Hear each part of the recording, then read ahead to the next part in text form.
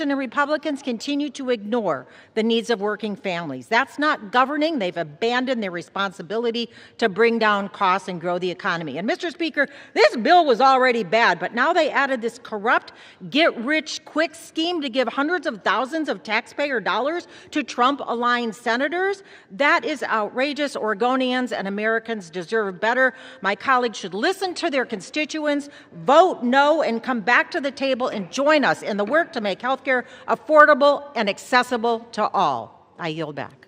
Gentlelady from Minnesota, with 14 and 1/2 minutes remaining. Thank you, Mr. Speaker. And Mr. Speaker, I yield 2 minutes to the gentleman from North Carolina.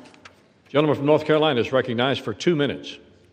Mr. Speaker, I rise today as we are in the process of ending the longest government shutdown in our nation's history, and to affirm that this Congress will get back to leading America into her next golden age. Over 40 days, that is how long the government has been closed.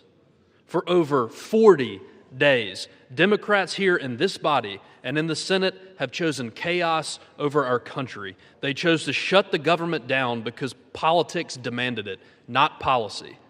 The elites who dominate their party's decision-making are the ones least impacted by its decisions. Were the far-left activists and Democrats here in this body the ones not getting paychecks? No, Mr. Speaker. That was the air traffic controllers, our troops, and our Capitol police officers. When these same people passed Obamacare, were they the ones impacted by the law, or was it the middle-class teacher in North Carolina who could no longer keep their doctor? We all know the answer to that, Mr. Speaker. And across the nation, federal workers are working 2 and 3 jobs just to stay afloat. Also, Democrats could champion illegal aliens who exploit our compassion as they poison our communities with deadly fentanyl. That is not governing.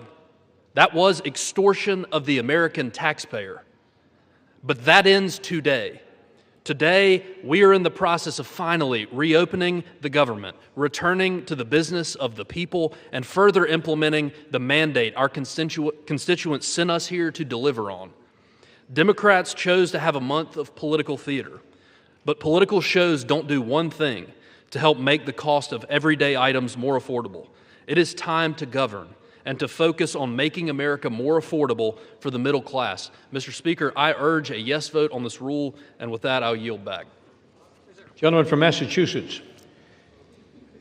Mr. Speaker, we're getting lectured on governance by a guy who is just coming off an 8-week paid vacation. Give me a break. At this time, I'd like to yield 1.5 minutes to the gentlewoman from New Jersey, the next governor of New Jersey, Ms. Sherrill.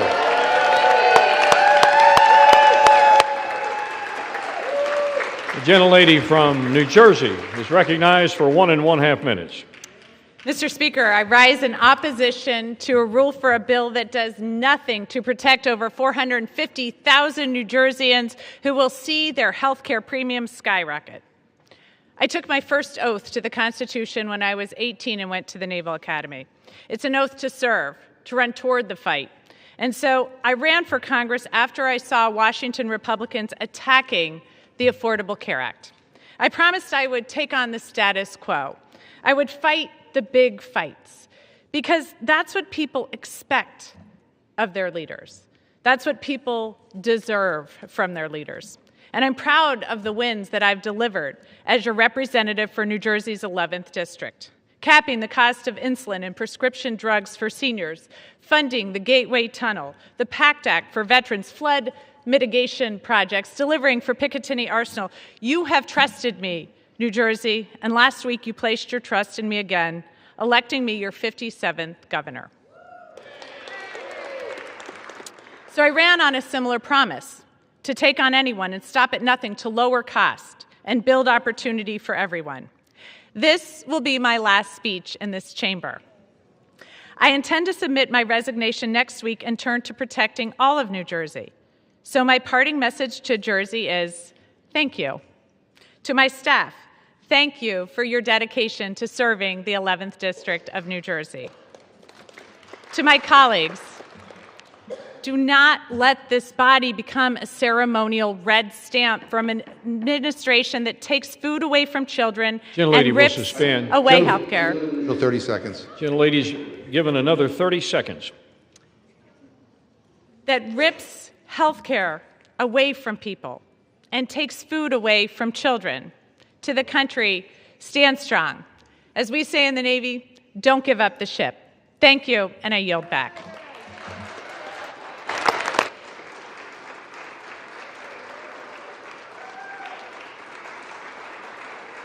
Gentlelady from Minnesota reserves. Yes. Gentleman from Massachusetts. Mr. Speaker, I yield 1 minute to the gentleman from Rhode Island, Mr. Magazzino. Gentleman from Rhode Island is recognized for 1 minute. Mr. Speaker, House Republicans are back from their 54-day taxpayer-funded vacation. But don't get me wrong, they do know how to work hard. When billionaires wanted tax breaks, they moved mountains to make it happen. When Argentina needed a $40 billion bailout to help Trump's buddy, they moved quickly to make it happen at the White House. But when working people need help, when millions of Americans are seeing their health insurance costs double and triple, and Americans all across this country are feeling like they're going to have to go without health insurance for the first time in their lives because they can't afford it anymore and have to make that terrible decision about which of their family members they're going to cut off of their insurance, House Republicans are nowhere to be found. When Donald Trump's stupid tariffs are raising the price of groceries, the cost of coffee is up 40% over the last year, House Republicans are silent. When working people need help, they are absent. Shameful. So they will work when billionaires need tax cuts, when Argentina needs a bailout, but when working people need relief, they go on a taxpayer-funded vacation. Shameful, Mr. Speaker. Vote no on this budget. Do not cut the health care of the American people, and I yield back. Gentlelady from Minnesota. Thank you, Mr. Speaker, and I yield 1 minute to the gentleman from New York. Gentleman from New York is recognized for 1 minute. The reason we know this is a Democratic shutdown is because of how angry they are that we're about to reopen the government, period. That's all you need to know. In 2023, Jerry Nadler said shutdown is really an extremist policy designed to appeal to an extremist base and hold the whole country hostage. That is exactly what the Democrats have done over the last 43 days. They have held the American people hostage, trying to extract insane things like free health care for illegal immigrants. If they were serious about tackling the health care affordability crisis in this country, then they would address the fundamental problem with Obamacare. Since Obamacare took effect, health care premiums have risen by 96%, and on the open market by 114%. When I asked Leader Jeffries to sign on to the 1-year extension of the premium tax credit, he refused. He stuttered, he stammered, he couldn't answer a single question. Because this shutdown was never about health care, it was always about appeasing a far-left radical base. Chuck Schumer said, every day gets better for us. Catherine Clark said, of course people will suffer. We want to use this as leverage. It is an embarrassment to this country. You should all be ashamed of yourselves for inflicting this pain on the American people, taking away food stamps from 42 million Americans, defunding WIC, not paying our troops, our federal employees, our air traffic controllers. It's a disgrace, and you should all hang your heads in shame. Vote yes to pass the bill and reopen the government. All right. Let me remind my colleagues. Yeah. I fully recognize that there's a lot of pent-up anxiety and emotions have been elevated somewhat, but please, in the interest of the decorum of this House, to direct your comments to the chair and do not engage in personalities toward the Senate, toward the President, and others. Gentleman from Massachusetts with 14 and 1/2 minutes remaining. Yeah. Well, Mr. Speaker, let me just say the gentleman from New York sounds as extreme as his voting record. And I'd like to say to the gentleman who just spoke, by supporting this bill, he's betraying 7,000 constituents in his district who rely on the ACA to afford their health care. Boy, I'm glad he's not my representative. At this time, I'd like to yield 1 minute to the gentleman from New York, Mr. Kennedy. Gentleman from New York is recognized for 1 minute. Mr. Speaker, as the representative of Western New York, where so many people in my community, like others across the country, are already struggling to afford health care, I urge my colleagues to reject this disgraceful bill. As an occupational therapist, I know exactly who these cuts will hurt. I've heard from so many who are desperate for a lifeline, like Iris, a mom in Buffalo who's worried about how she'll keep her kids' health insurance, or Andy, a nursing home resident in Tonawanda who relies on Medicaid to get the services he needs, or the kids at Bourne Hava, a special needs school where I provided therapy, who depend on early intervention services. Donald Trump and congressional Republicans began their assault on the people of our country in the Big Ugly Bill. This bill further devastates health care and leaves millions of Americans to pray they don't get sick. Shame on anyone who goes along with it. This country deserves better. I'll be voting no, and I urge all of my colleagues to do the same. I yield back. Gentlelady from Minnesota. Reserve. Reserves. Gentleman from Massachusetts. Mr. Speaker, some big news and breaking news in the last hour. I'm proud to say that our newest colleague, Representative Adelita Grijalva, just became the 218th signature on the Massey-Kana discharge petition to compel the release of the Epstein files. And to all my Republican colleagues who refuse to sign on, time is up. You need to figure out where you stand on this because you're about to go on record. Is your loyalty to Trump more important than going after pedophiles? Because make no mistake, these files will come out. It is no longer a question of if, only when, and whether the White House chooses to stand with the survivors or throw them under the bus. And at this time, Mr. Speaker, I'd like to yield 1 minute to the gentlewoman from Oregon, Ms. Dexter. Gentlelady from Oregon is recognized for 1 minute. Thank you, Mr. Speaker. I rise today in strong opposition to this rule and the underlying bill. As a physician who spent 20 years saving lives, I did not come to Congress to let health care be decimated by Congress. I came to fight for my constituents who deserve to be able to see a doctor they trust, afford their medication, and keep their families healthy. If House Republicans let the ACA tax credits expire, they are complicit in forcing Oregonians to make impossible choices, like whether to keep their insurance or put food on the table. As a physician, I know what comes next. People go without. They go uninsured, they delay care, and they skip refills. They get sicker, and sometimes they end up in medical debt that is devastating. The cost of living is already too damn high. Republicans are committed to cutting your care. They patently rejected amendments to protect Americans, ignoring millions of American families who are desperate for relief. I will be an absolute no on the rule and the underlying bill, and I refuse to give up on ensuring affordable health care for all. Thank you, Mr. Speaker. I yield back. Gentlelady from Minnesota.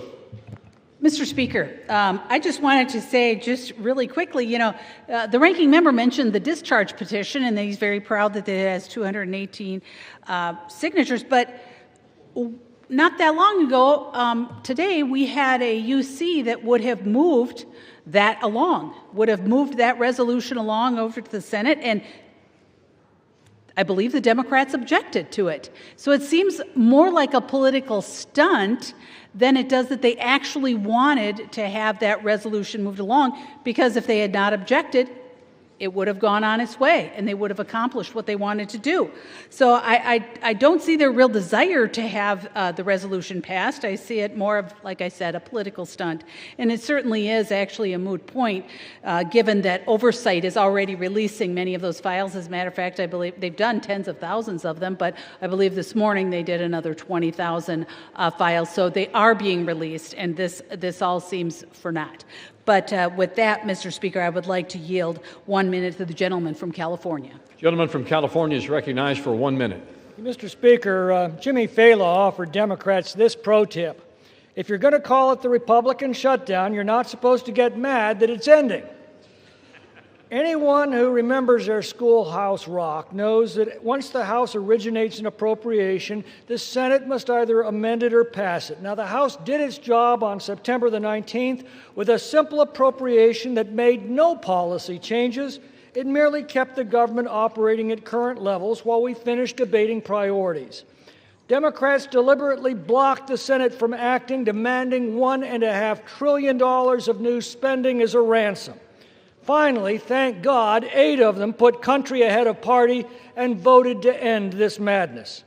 Now, hearing the bitter recriminations from our leftist colleagues, it seems unlikely we'll see much bipartisanship today. But with or without them, we will reopen the government tonight and get back to addressing the challenges that confront our country. I yield back. Gentleman from Massachusetts with 11 minutes remaining on his side, 9 minutes on the majority side. Yeah, Mr. Speaker, I'm surprised that the gentlelady brought up the UC request, but I'm glad she did because I want the record to be clear. I didn't hear any objection on the floor. The Republican chair basically ruled it as an improper UC request, and so that is why it didn't move forward. And but I do know this because I'm on the Rules Committee. And I do know the gentlelady time and time again voted against releasing the Epstein files. And I know my Republican friends are hoping that they don't have to go on record because they don't want to get Trump upset at them. But the bottom line is every single Republican will go on record, and you will have to make clear whether you're on the side of a pedophile or whether you're on the side of the victims. The gentleman from Massachusetts is reminded to direct his comments to the chair, please. Thank you, You may Mr. continue.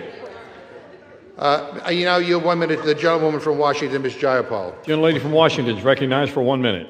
Mr. Speaker, I rise to oppose this bill that allows health insurance premiums for 22 million American families to skyrocket and raises health care costs for everyone. Trump and his Republican cult of followers in Congress have unleashed shameful crisis of cruelty and corruption on the American people. First, they slashed Medicaid by $1 trillion, kicked 15 million Americans off of health care, set up the playboard for rural hospitals to shutter, all so that you could give $7 trillion in permanent tax breaks to their billionaire buddies. Then they refused to negotiate with Democrats to extend the Affordable Care Act tax credits so that 22 million Americans wouldn't have to choose between health care and rent. And when we refused to go along with that, they caused this 45-day Republican shutdown, illegally refused to pay SNAP benefits for the hungry, and illegally canceled flights, throwing the country into chaos. Trump and Republicans want to make you poorer and sicker. While Trump builds his gilded ballrooms, protects pedophiles, pardons those who buy his meme coins, and lets Americans starve. Shame on you. I'm a hell no on this bill. Gentlelady from Minnesota. Mr. Speaker, I yield 2 minutes to the gentleman from Tennessee. Gentleman from Tennessee is recognized for 2 minutes. Mr. Speaker, I rise today to oppose the Senate's provision that allows senators to make financial gain off illegal government surveillance. 3 things can be true at once, Mr. Speaker. The first truth is this: the shutdown has to end. The American people and countless Tennesseans I represent are suffering and experiencing real pain. This record-breaking Schumer Democratic shutdown was completely avoidable, and it was completely carried out for political purposes. The second truth is that the last administration, led by Joe Biden and his auto pen, unfairly surveilled conservatives and conservative members of Congress. That included sitting United States senators. Yet, Mr. Speaker, the third thing I would note is that the American taxpayer has suffered enough because of the last administration. No one in this body should support allowing senators to sue and collect from taxpayers because the FBI went rogue under President Biden. But don't get me wrong, the overreach is more than troubling. It's unfathomable that the Department of Justice was weaponized in this way. I fully support holding those radical agents accountable and the ongoing investigations into their misdeeds. Yet no elected official should profit from the political calculation of left-wing bureaucrats and judges. Mr. Speaker, the folks I represent are still reeling from historic Bidenflation, the effects of the border crisis, and the regulatory agenda of the last administration. It is shameful to ask them to shoulder the burden of paying U.S. senators $500,000 or more for those misdeeds. With that, I yield back, Mr. Speaker. Gentleman from Massachusetts. Mr. Speaker, I yield 1 minute to the gentleman from Texas, Mr. Green. Gentleman from Texas is recognized for 1 minute. And still I rise, Mr. Speaker. I rise to call to my colleagues' attention that they are no longer claiming that this is a clean CR.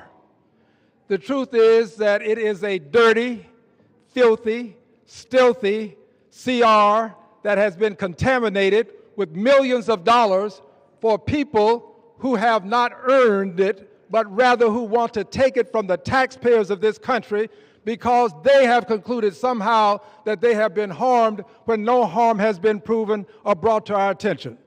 I believe that health care for all is important because we in the Congress have the best health care in the world. Yet people with the best health care in the world do not see fit for persons who need it, who are among the least, the last, and the lost, to acquire health care, something that they have. Health care is becoming wealth care for too many people in this country. We need to extend the subsidies. We need to make sure that everybody who can get to a doctor gets care. This is not a poor country. I refuse to take a poison pill and have you tell me that I'll regurgitate it next week. The poison pill. Gentleman's time has CR. expired. Gentlelady from Minnesota, reserves. Gentleman from Massachusetts. I inquire how many more speakers the gentlelady has, because she doesn't seem to have very many. I believe we have one more, Mr. Speaker. Okay. All right. We have several. Mr. Speaker, great. I yield 1 minute to the gentlewoman from New York, Ms. Ocasio-Cortez. Gentlelady from New York is recognized for 1 minute. It is great. It is great that Democrats have a line of people who are willing to fight for working class Americans from coast to coast in this country. Because God forbid that we have a member of the Republican caucus who stands up and actually wants to extend the Affordable Care Act so that people with cancer, insulin, and issues across all sorts of healthcare issues across this country have their health insurance protected and extended throughout 2026. It is unconscionable that what we are debating right now is legislation that will give 8 members of the United States Senate over $1 million apiece. And we are robbing people of their food assistance and of their health care to pay for it. How is this even on the floor? How can we, as members of Congress, Republican or Democrat, vote to enrich ourselves by stealing from the American people? That is what this legislation does. In fact, Senator Graham just went before the press earlier today saying he was going to seek well over $1 million from the American people from this. We cannot support it, and we cannot stand for it. Thank you. Gentlelady's time has expired. Gentlelady from Minnesota.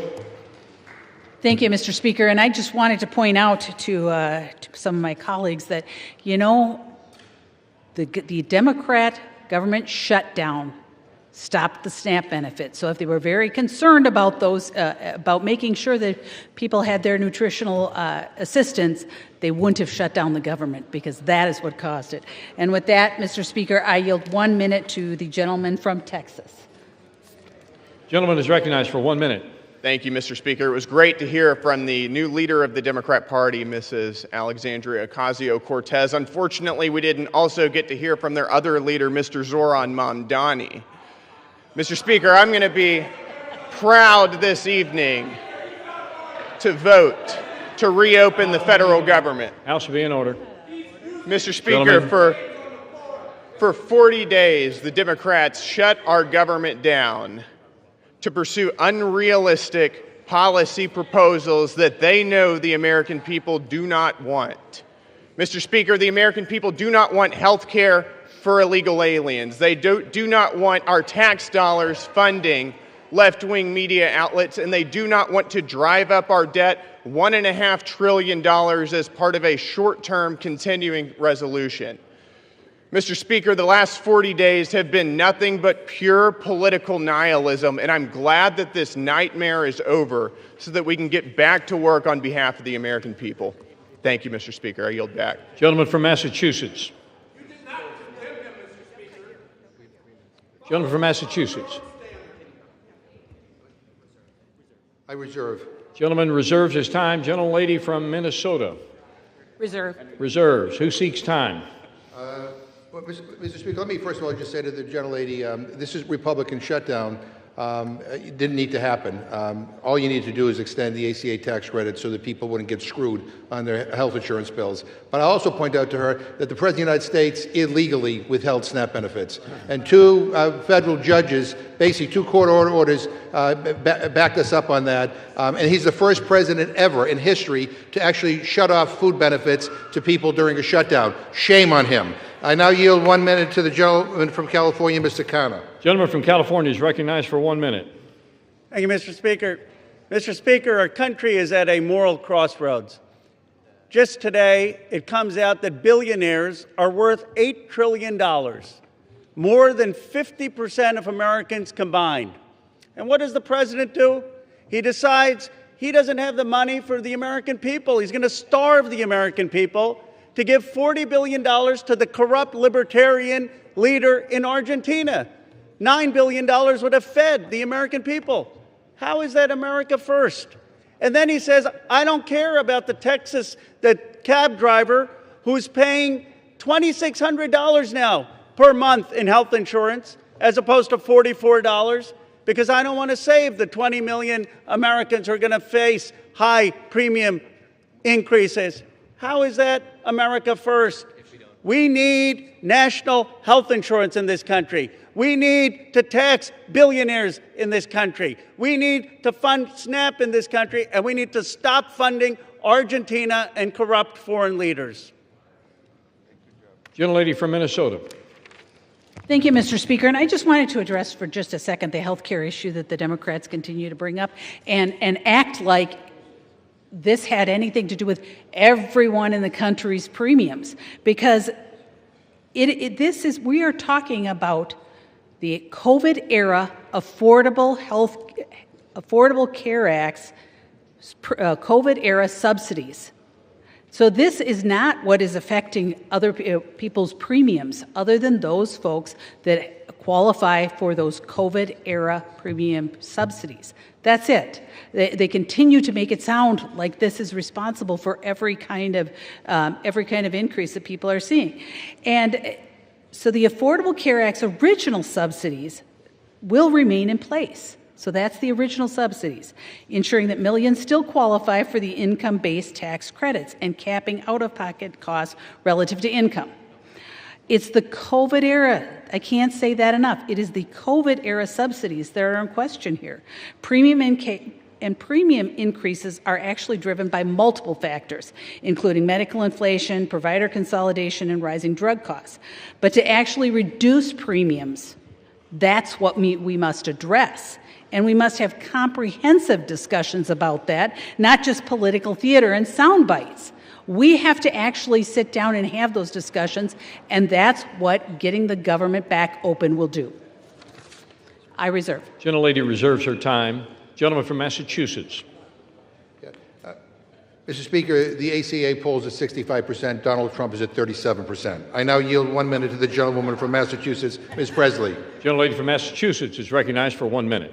Mr. Speaker, I rise today on behalf of every elder who can't afford their prescription, every parent who went to work hungry so their child could eat. In the United States of America, there is no lack of resource, only a deficit of empathy, political will, and courage. At its best, government is a backstop, a compassionate steward of the public good. At its best, government catches people when they stumble in a moment of hardship. At its best, government does right by the people, all the people. Struggle does not discriminate, Mr. Speaker. Hardship is not a character flaw. It has zero to do with work ethic. Every single person is one diagnosis, one layoff away from hardship. Life can change at an instant. What we are bearing witness to is not only a lack of political courage, but it is a fundamental betrayal of the people. Incompetence and indifference to the suffering of our constituents and our neighbors. The shame and the sham of it all. Any member of Congress who would vote to deny a child a meal or medication, it is child abuse and neglect. I ought to file a 51A on you for that. Every person in this chamber, every person in our country has lost a loved one to cancer, and yet you would vote to deny people life-saving cancer treatment and research. Republicans control the House, the Senate, and the White House, and with the majority, you have chosen to enact harm to make people hungrier, poorer, sicker, and less safe. The shame and the shame of it all. You, the people, deserve better. We, the people, deserve better, and I won't stop fighting until you get it. Gentlelady from Minnesota. Mr. Speaker, on prepared to close. Gentlelady's prepared to close. She has 4 minutes remaining. Gentleman from Massachusetts. Yeah, I'm not. So I'd like to yield 1 minute to the gentleman from Wisconsin, Mr. Pocan. Gentleman from Wisconsin is recognized for 1 minute. Thank you, Mr. Speaker. Yes, the federal government will officially reopen with the House vote today. But here's what won't happen. We won't protect the 22 million people paying more for the Affordable Care Act, or the 15 million people losing their health care outright due to Republican actions in the big ugly law. Nor will we stop the health care rate increases for everyone in this country. And we won't be restoring food assistance today for millions of Americans who benefit from SNAP because House Republicans voted to cut the #1 program that keeps kids and seniors out of poverty by over $180 billion. Nor will we be able to roll back the tax cuts for billionaires and your GOP donors that you funded by gutting those health care and food programs. But I sure hope you're tanned and rested after your 8-week paid vacation, because you're going to need it. Democrats are going to continue fighting every single day for people's health care and food benefits, and we're going to be on you day after day until we get it done. Vote no. I yield back. Gentleman yields back his time. Gentlelady from Minnesota. I'm prepared to close, Mr. Speaker. Gentleman from Massachusetts. I'm not quite yet, so I yield 1 minute to the gentleman from Maryland, Mr. Olszewski. Gentleman from Maryland is recognized for 1 minute. Mr. Speaker, this funding deal is why Americans have lost faith in Congress. It does absolutely nothing to address the crushing cost of health care and what amounts to a massive tax hike on working families. It does absolutely nothing to stop President Trump from canceling the very funding we would provide, something he's already done again and again. But here's what it does. It allows senators to write themselves, and only themselves, million-dollar checks because their phone records were legally subpoenaed, checks paid for by American taxpayers. It's corruption at a whole new level. With bribery and insider trading, someone breaks the law. Here, Congress is writing a law that protects and funds corruption. It's brazen and disgusting in an effort to legalize corruption. And anyone who votes for this CR is complicit in that corruption. If government still belongs to the people and not the powerful, we must reject this self-serving scam. I yield. Gentleman yields back his time. Gentlelady from Minnesota is still prepared to close. Gentleman from Massachusetts with 2.5 minutes remaining. So I'll close, Mr. Speaker, for our side. Mr. Speaker, I don't have enough time to rebut all the absurd claims made by the other side. Suddenly, they all have an opinion on health care. They had a decade to come up with a plan, and they came up with nothing. But I'm glad they finally acknowledged that this is a dirty Sierra that shovels millions of dollars into the pockets of Republican politicians. They hate this bill so much that they're all going to vote for it. They say that we shut the government down. Really? The last time I checked, Republicans are in charge around here. We heard for months about their mandate. They control the House, the Senate, and the White House. They have a duty to keep the government open, and they failed. They did not have the votes. They refused to negotiate with us because we wanted to help regular people instead of billionaires. And now they want to blame us for the consequences of their own actions? What the hell is wrong with them? Give me a frigging break. America is the richest country in the history of the world. We are blessed with an abundance of so much. There should not be an affordability crisis. Every single person in this country should be able to have a good job, a living wage, affordable food and health care, and have a shot at a better future. That's what I'm fighting for. That's what we're fighting for. That's how I want to make America great. That's the Democratic vision for what this country could be. And from a moral perspective, from a set of values, we believe it is immoral to have a system that gives so much to just a few billionaires while depriving so many of the basic things they need to live a good life. And it is clear to me after this debate that Republicans do not share those same values. And I'm going to fight like hell. We are going to fight like hell because I believe in America. We believe in America. And we believe that the hopes and the dreams of the American people will prevail. And with that, I yield back. Gentleman yields back his time. Gentlelady from Minnesota with 4 minutes remaining to close. Thank you, Mr. Speaker. And as we wrap up this debate, I want to take a moment to cut through the noise from our colleagues, the noise from our colleagues on the left. Instead of focusing on the legislation before us, they're resorting to fear tactics and tossing out false claims about what this shutdown is really about. The CR would have kept the government open to continue and finish the appropriations process. And yet, the Democrats refused and instead chose to shut down the government. And you know, my colleague mentions values. Democrats claim that our values are different, and Democrat Wick Clark said, of course there will be families that are going to suffer, but it is one of the few leverage times we have. So if that's the values they're talking about, I don't share those values. I won't make the American people suffer, whether it be their SNAP payments, whether it be keeping air traffic controllers paid, whether it's paying our troops. Making the American people suffer is not the values that I share. And for the record, Republicans did not cause this shutdown, and we've not been on vacation. I've been splitting my time between D.C. and the district, as I mentioned before, meeting with constituents in both, meeting with federal agencies, hosting a teletown hall, and I know how hard my Republican colleagues have been working for their constituents and the American people. It was the Democrats who shut down the government when they refused to support a clean CR that would have kept the lights on and protected critical services. And now it's the Democrats who continue to shift the blame. Now, getting back to the issue at hand, let's talk about what this bill actually does. H.R. 5371 restores the funding for SNAP and WIC. It reimburses the contingency reserves to make sure that programs remain stable and reliable. Actually, President Trump moved $300 million of tariff revenue to fund WIC during the shutdown. Republicans are the ones protecting food security and not playing games with it. This bill also delivers for our farmers and ranchers and for rural development and invests in the community that feed this country and keep the economy strong. It supports our troops and federal workers. It ensures our service members and their families have the support they need, and it honors the promises we have made to those who have served. And yes, it reopens the government, restores stability, and resumes regular order. So let's be honest about what a yes vote means. A yes vote is a vote for veterans care. A yes vote is a vote for SNAP and WIC. A yes vote is a vote for $700,000 a fire engine in Ranking Member McGovern's district, and $1 million for the Navajo Nation Community Development Division in Representative Ledger Fernandez's district. A yes vote is for farmers. A yes vote is for our troops, and for federal workers. And yes, it is for reopening the government. And a no vote?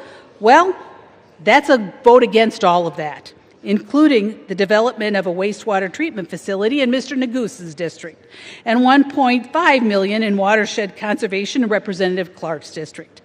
It's a vote against federal workers. It's a vote against health care. It's a vote against feeding hungry children, and it's a vote against common sense. Mr. Speaker, with that, I yield back the balance of my time, and I move the previous question. Question is on ordering the previous question on the resolution. Those in favor say aye. Those opposed, no. Opinion of the chair, the ayes have it. Mr. Speaker, Gentleman from Massachusetts. Hearing aid, I think. I asked for the yeas and nays. Yeas and nays are requested. Those favoring a vote by the yeas and nays will rise. Sufficient number having risen, the yeas and nays are ordered. Members will record their votes by electronic device. Pursuant to Clause 9 of Rule 20, the chair will reduce to 5 minutes the minimum time for any electronic vote on the question of adoption of the resolution. This is a 15-minute vote.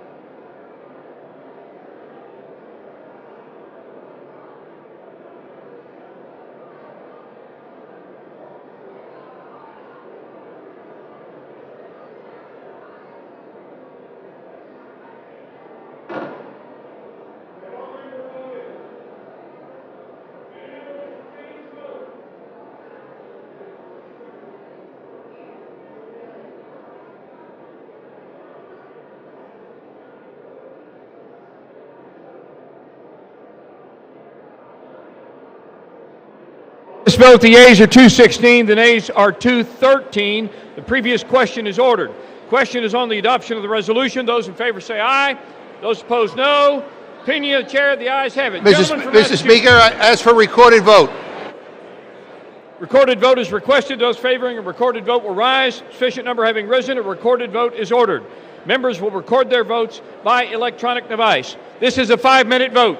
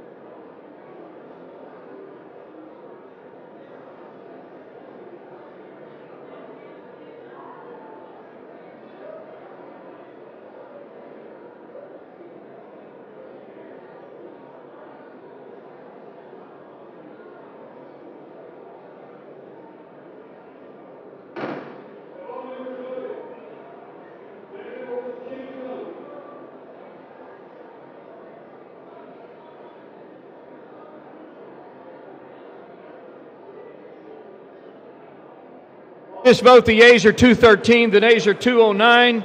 The resolution is adopted. Without objection, a motion to reconsider is laid on the table.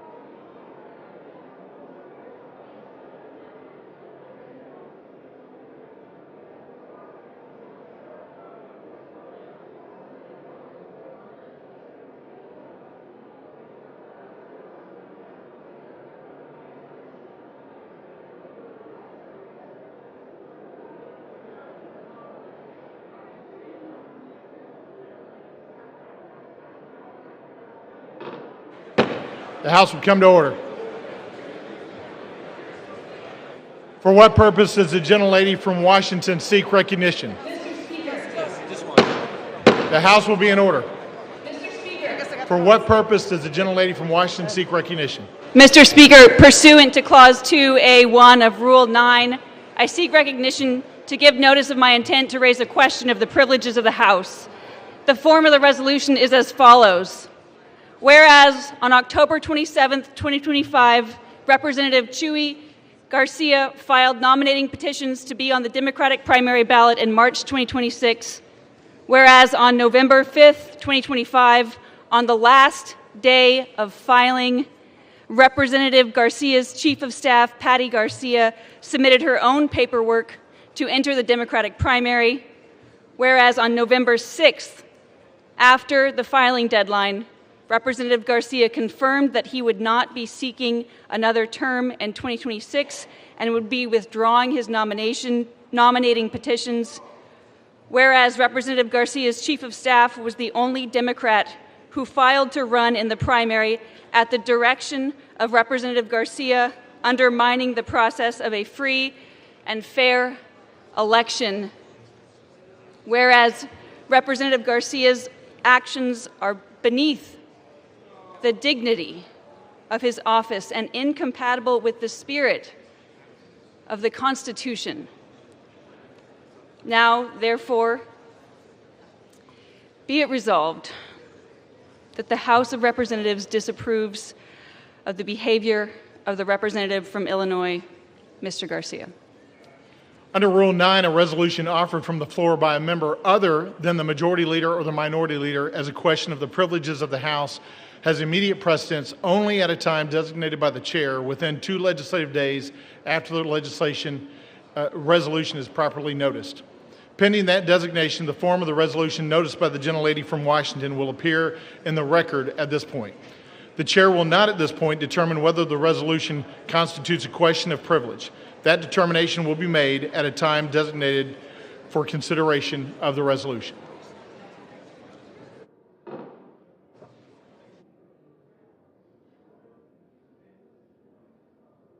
The House will be in order.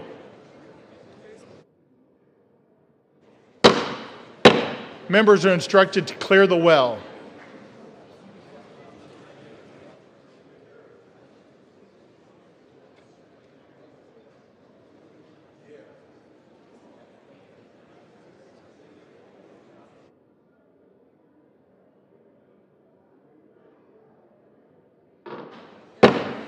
The House will be in order and members will clear the well. For what purpose does the gentleman from Illinois seek recognition? Mr. Speaker, pursuant to House Resolution, I'm sorry. Who did?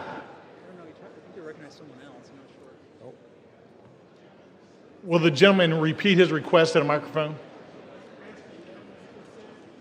Will the gentleman find a microphone and repeat his request?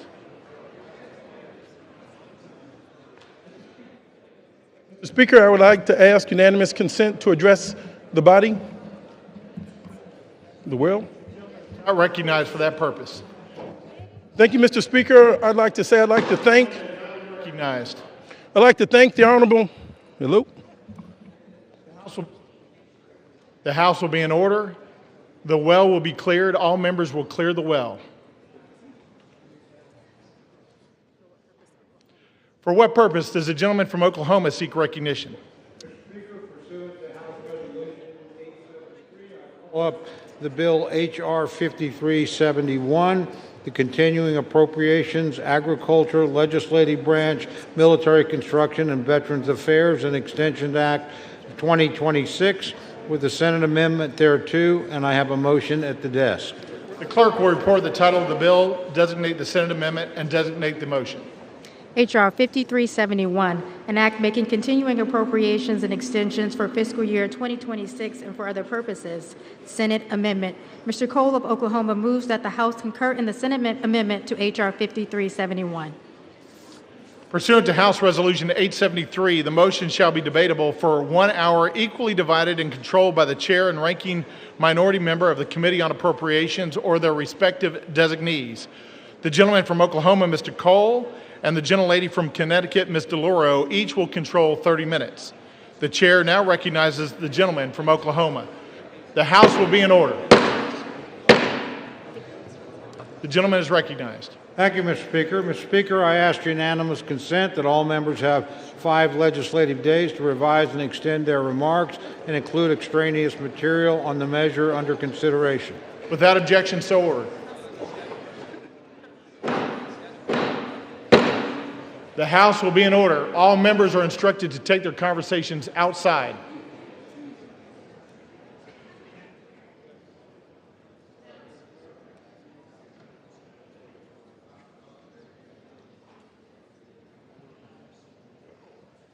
The gentleman from Oklahoma is recognized. Thank you, Mr. Speaker. Mr. Speaker, I yield myself such time as I may consume. The gentleman is recognized. Thank you. I rise today in support of the Continuing Appropriations, Agriculture, Legislative Branch, Military Construction and Veterans Affairs, and Extension Act of 2026. History reminds us, Mr. Speaker, that shutdowns never change the outcome. The only cost is paid by the American people. Over the last 43 days, the facts did not shift, the votes required did not shift, the path forward did not change. The only thing that did move was the level of pain Democrats inflicted on the nation. For 6 long weeks, Americans have paid the price for a shutdown they neither caused nor deserved. The pain has been all too real for far too many Americans, including families struggling without paychecks, seniors on the brink of hunger and food assistance lapse, airports in chaos, the communities bracing as programs that they rely on were stalled or stopped altogether. And with yesterday being Veterans Day, we especially reflect on the impact of this shutdown on those who served our nation, past and present. Our military families were left wondering if they would be paid. Thanks to President Trump, they were. Yet this is not how the greatest nation in the world should function. Today, that changes. The legislation before us reopens the government, restores critical services, and puts an end to the needless hardship Democrats have inflicted on the country. This bill supports our troops. It pays federal workers. It fully funds SNAP benefits until September 30th of next year. It compensates our air traffic controllers right before a busy holiday season. In fact, it takes a holistic approach in ensuring federal services and programs are operational. In the simplest terms, we're putting the government back to work for our people. The bill is fundamentally the same responsible approach House Republicans offered on September 19th, but with an important addition: 3 full-year appropriations bills for FY26.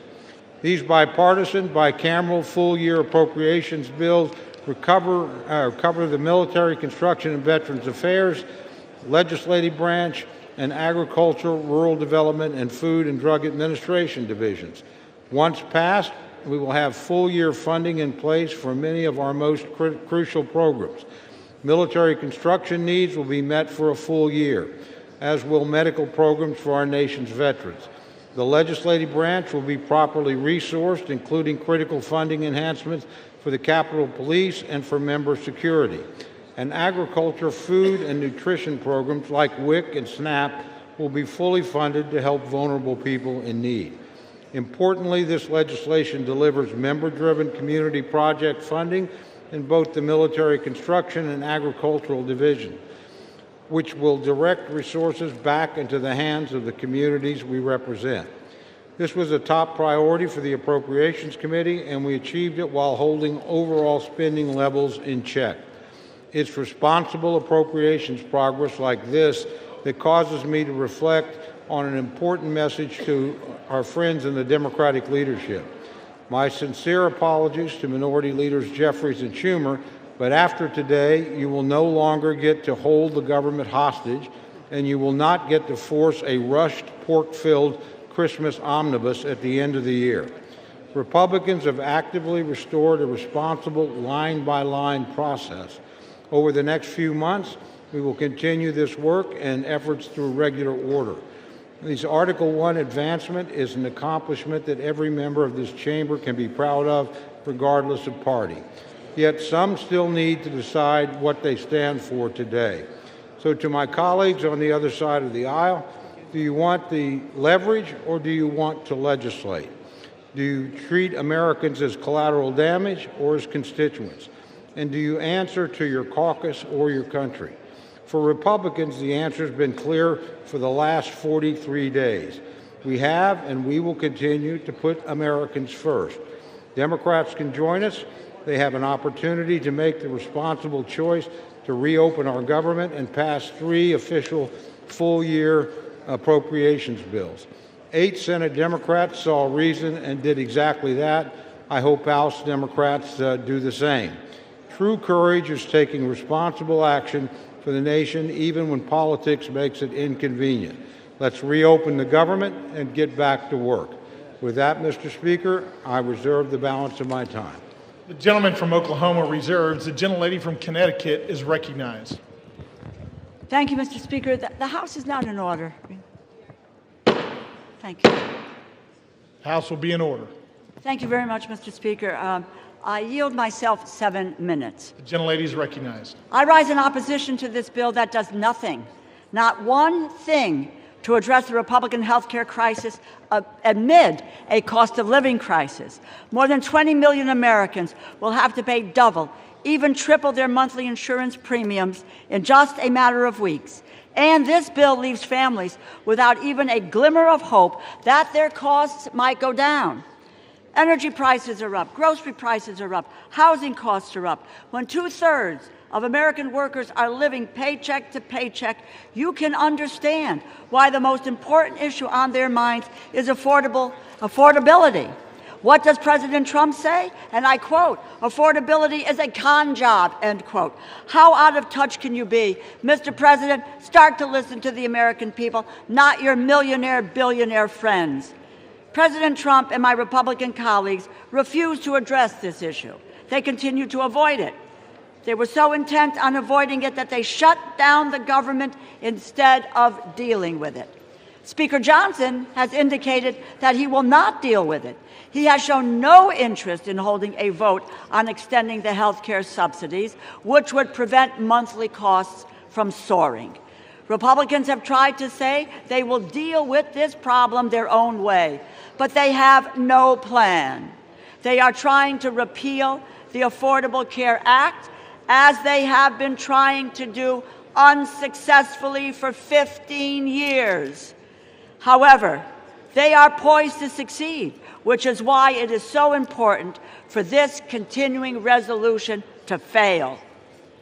President Trump and Republicans, their plan is to drive up prices for everybody, compounding the cost of living crisis.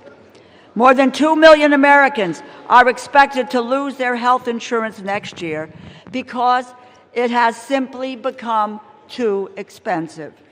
There are more than 50 pages of health care provisions in this bill. Not one of them stops costs from skyrocketing at the beginning of next year. Not one of them offers relief to American families being squeezed tighter and tighter by the Republican crisis. There is one group of people, however, who will receive some relief thanks to this bill. United States senators who may have participated in an insurrection, snuck into this bill at the 11th hour by Senate Republicans, is a provision to pay out at least $1 million each to 8 United States senators implicated in the January 6th insurrection. Understand, this is a corrupt precedent. This is where members can profit from their own votes. It's the fleecing of the American people, which they get and understand.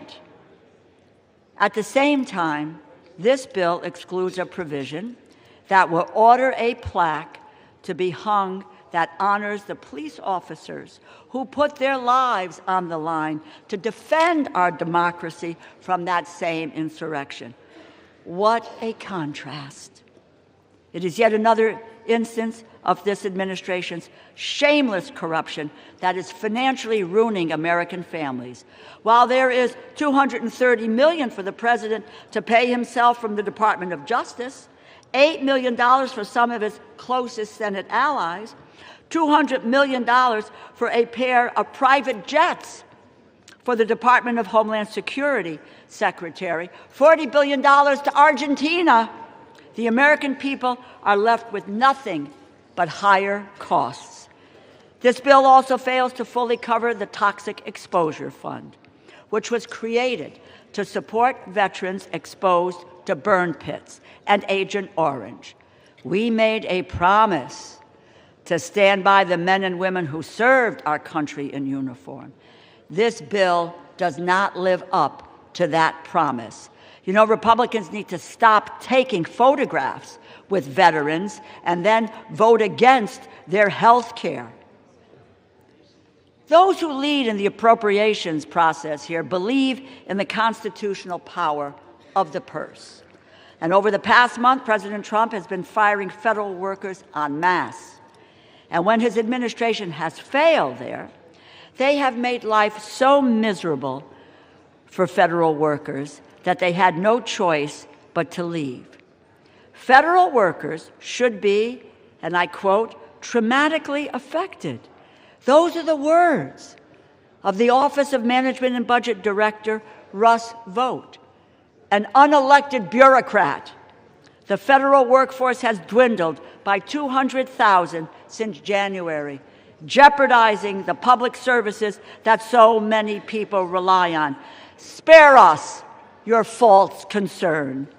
And since January, this administration has been stealing from our communities, withholding as much as $410 billion in funding approved by Democrats and Republicans, House, Senate, signed into law, and they are illegally blocking authorized funds from being distributed.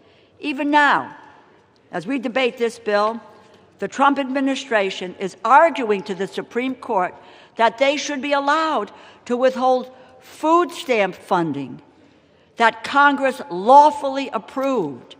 They were ordered by 3 separate courts to distribute food assistance and are still fighting to withhold it. It is not connected to opening this government. They have the money. They have it now for food stamps. They just refuse to use it. Imagine using food as a political weapon, unspeakable and immoral. It seems like their only plan is to strip children of food assistance while kicking their parents off their health insurance. They have demonstrated that that is who they are. These are their true colors. You cannot expect Democrats to go along with any bipartisan funding deal if that agreement can be undone with a party line vote. Congress must assert its authority over the power of the purse. I encourage my colleagues to vote no, and I reserve the balance of my time. The gentlelady reserves. The gentleman from Oklahoma is recognized. Thank you, Mr. Speaker. Mr. Speaker, I yield 1 minute to our distinguished majority leader, the gentleman from Louisiana, Mr. Scalise. The gentleman from Louisiana is recognized for 1 minute. Thank you, Mr. Speaker, and thank my friend, the Chairman of the Appropriations, Mr. Cole from Oklahoma, for not only yielding, but for bringing this important bill to the floor.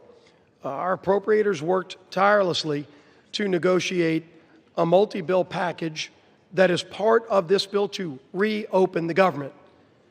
And we never should have been here, Mr. Speaker.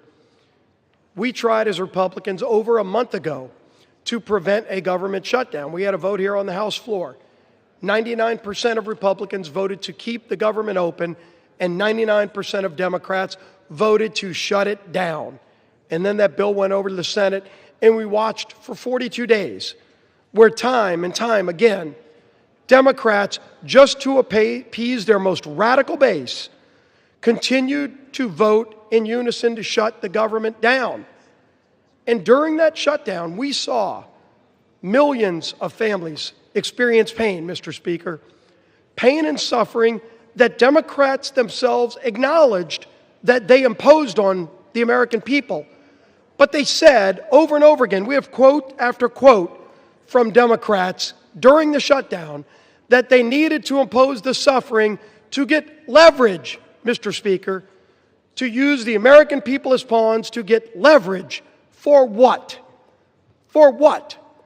They ultimately filed an alternative bill, a $1.5 trillion mad spending spree that included things like $200 billion of taxpayer funding for illegals to get taxpayer benefits, while they gutted the $50 billion rural health care fund that we put in place in the Working Families Tax Cut.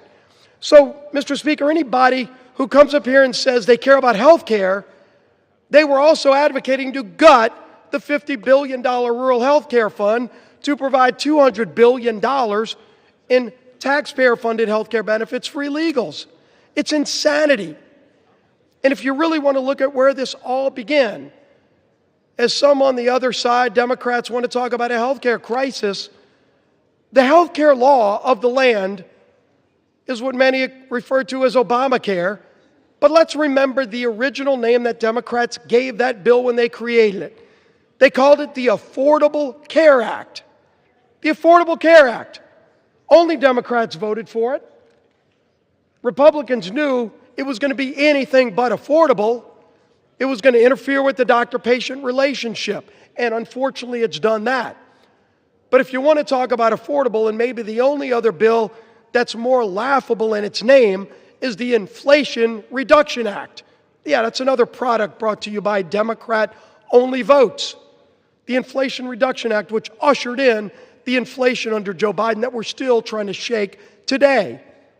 But the Affordable Care Act, Mr. Speaker, since it started, Americans have seen over 80% increases in their health care costs because of a Democrat-created bill that they want to now blame on Republicans. I understand why they would want to try to now pawn that off on somebody else. But then if you look over time, during COVID, they created a temporary relief fund, not to individuals, Mr. Speaker, but to insurance companies. Democrats created a temporary, they called it temporary in the law, temporary COVID relief tax credit to insurance companies to bail out big insurance companies who are seeing record profits, and that's now what they want Republicans to renew. An insurance company bailout that Democrats created to be temporary. They set it up to expire. And now they're saying that the world's going to end if that insurance company bailout doesn't get renewed. While at the same time, when we as Republicans worked to actually lower premiums for families, they fought it every step of the way. That's right. We had a bill that we passed through this House just a few months ago in the Working Families Tax Credit. Part of that bill was called the cost share reduction, was scored by the CBO to lower premiums for families by over 12%. And what happened? It gets over, and by the way, every Democrat voted against that too, because they've never cared about lowering premiums. Then that bill gets over to the Senate. Senate Democrats worked overtime to get that provision removed. And if you go look at Senate Democrat Budget Committee website, they still brag that they removed that provision that would have lowered premiums for families. So, absolutely, Republicans have worked and will continue, by the way, to work to lower premiums for families, but make no mistake, the high premiums that everybody faces today are a result of the inaptly named Affordable Care Act and the many failures associated with it. But this bill today is about ending the misery Democrats created on families.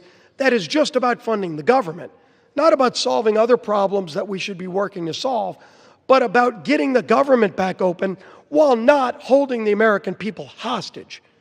And that, Mr. Speaker, is what has disgusted the American people most during this shutdown.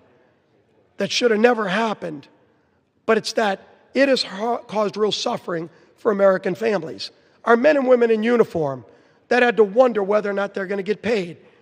Air traffic controllers who already had a highly stressful job and then had to show up for work without getting paid.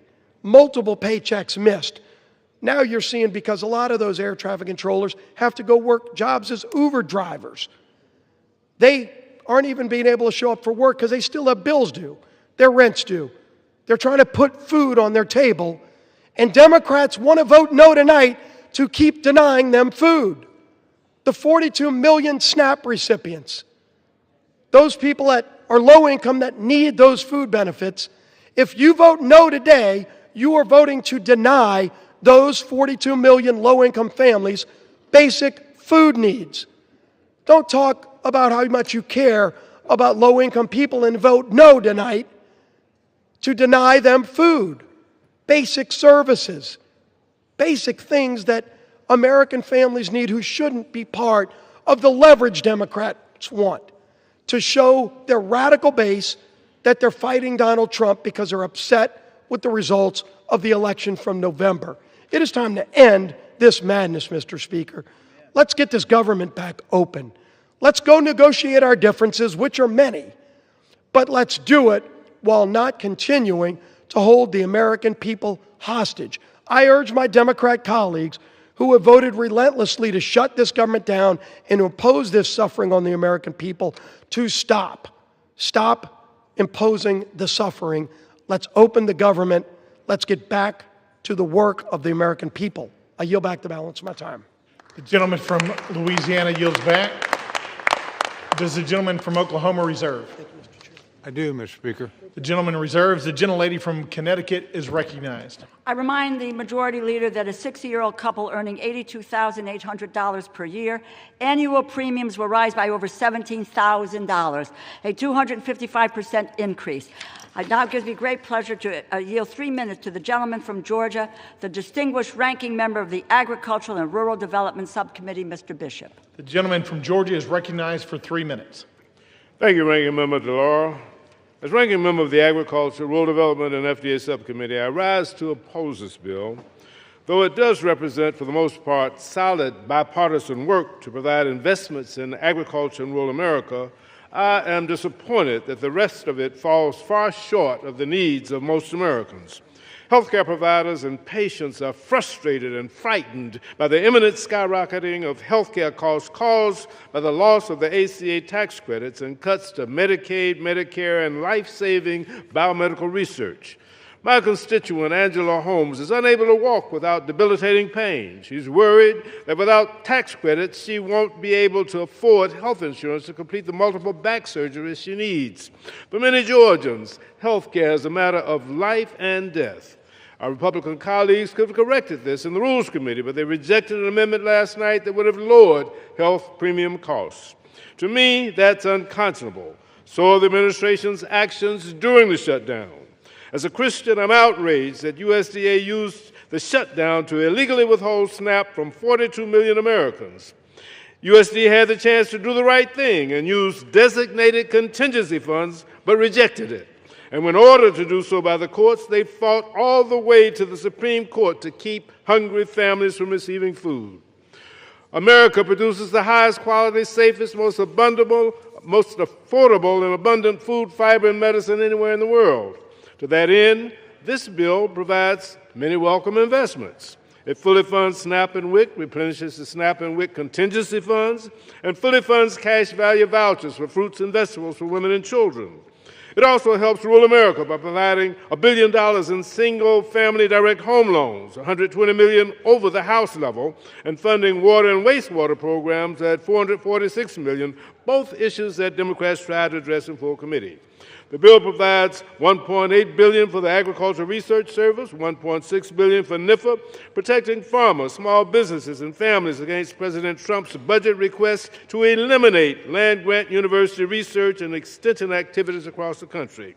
I'm pleased to see that the bill language requires USDA to notify Congress before canceling grants over $1 million. The agricultural portion of this bill does make positive steps in the right direction.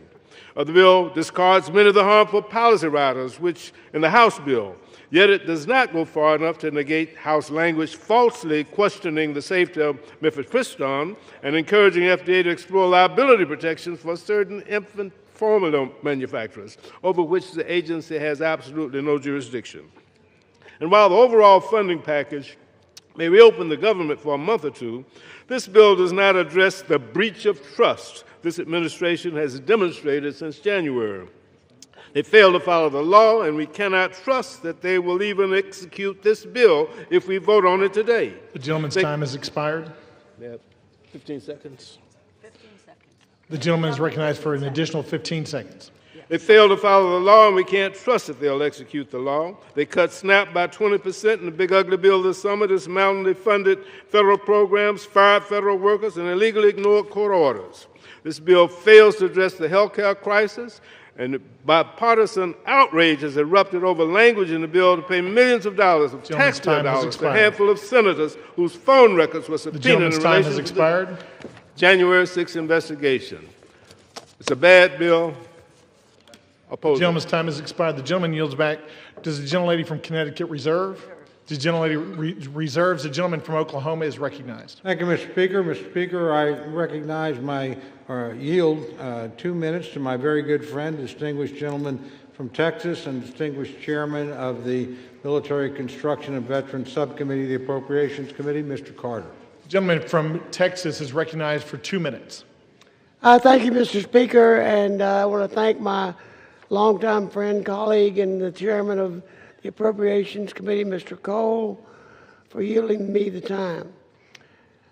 I rise in support of H.R. 5371 and look forward to reopening the government. The shutdown has gone on long enough, and it's time to end it. Yesterday was Veterans Day, and it's a timely reminder of the commitment our armed forces personnel have made and the responsibility that we have to take care of those who serve our nation. Military Construction and Veteran Affairs component of the legislation meets that goal. The legislation includes $133.3 billion for the Department of Veterans Affairs, including $113.8 billion for discretionary funding for the VA medical care. It includes critical funding for Medicare, medical health services, telehealth services, veterans homelessness programs, medical research programs, and rural health initiatives. It invests in information technology, including robust investments in VA electronic health record modernization. Fully funds all mandatory veterans benefits, including veterans disability compensation programs, education benefits, and vocational rehabilitation and employment training. Nearly $20 billion for the Department of Defense military construction programs. This amount funds nearly 300 projects at military bases around Yield the the world. gentleman an additional 15 seconds, Mr. Speaker. The gentleman has an additional 15 seconds. It includes $3 billion to improve and maintain housing for service members, provides requested resources for the American Battle Monuments, Armed Forces Retirement Home, and operations of Arlington Cemetery. I want to thank Mr. Cole for his endless work to get us to this point. The gentleman's and time I has urge my expired. colleagues to join me in supporting the bill. And I yield back. The gentleman yields back. Does the gentleman from Oklahoma reserve? The gentleman reserves. The gentlelady from Connecticut is recognized. Mr. Speaker, I yield 3 minutes to the gentlewoman from Florida, the distinguished ranking member of the Military Construction and Veterans Affairs Subcommittee, Ms. Wasserman Schultz. The gentlelady from Florida is recognized for 3 minutes. Thank you, Mr. Speaker, and I thank the gentlewoman for yielding. I rise to oppose this slush fund for senators bill that will force health care costs to explode for millions of Americans. In fact, this legislation guarantees only 2 things. Republican senators suspected of helping Trump try to steal an election will get a whole lot richer, and life will get more expensive for everyone else. That's because this bill adds rocket fuel to Republicans' larger assault on Americans' access to quality, affordable health care. Remember, Mr. Speaker, Republicans already slashed $1 trillion from Medicaid, $500 billion from Medicare, and let Trump steal billions in medical research. But with this bill, Republicans dump massive health care price hikes on struggling Americans. Millions will be priced out of any coverage at all, which will drive coverage costs up and health services down for all of us. It's a health budget nightmare for America's families and a slush fund lottery win for 8 Republican senators. Because the one thing that we can all agree on, unless you're Jeffrey Epstein's best friend in the White House, is that the cost of living is out of control. Rent, home insurance, and electric bills are all soaring. The cost of beef, coffee, and vegetables just keep climbing.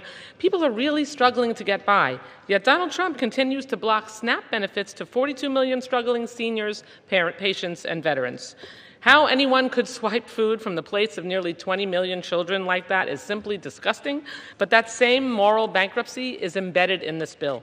This bill unleashes huge health insurance hikes on 203,000 people in my district alone, and 82,000 people will lose coverage altogether due to the impact of the big ugly law and soaring ACA prices. Worse, this bill also reneges on our commitment to veterans. As the ranking member of the Military Construction and Veterans Affairs Appropriations Subcommittee, I take our promises to veterans personally and seriously. Just this summer, I secured bipartisan support for my amendment to restore $51.7 billion in advance funding for the Toxic Exposures Fund. This is funding, mind you, that President Trump sought in his budget. Yet as Republicans slipped a slush fund for senators into this bill, they gutted a critical funding protection for veterans. Just so we're all clear, average Americans will see their kitchen table budget blow up from the health coverage price hikes, and veterans will see their future health care funding for toxic exposures put in jeopardy. Also, billionaires can keep getting huge tax breaks. It's hard to pick between the worst moral outrages behind this bill. Was it covering up for Epstein's best friend for nearly 2 months, just so Republicans could vacation and avoid negotiating a better health care plan for our struggling families? Or is it the slush fund that personally enriches Republican senators and will haunt everyone who votes for this bill?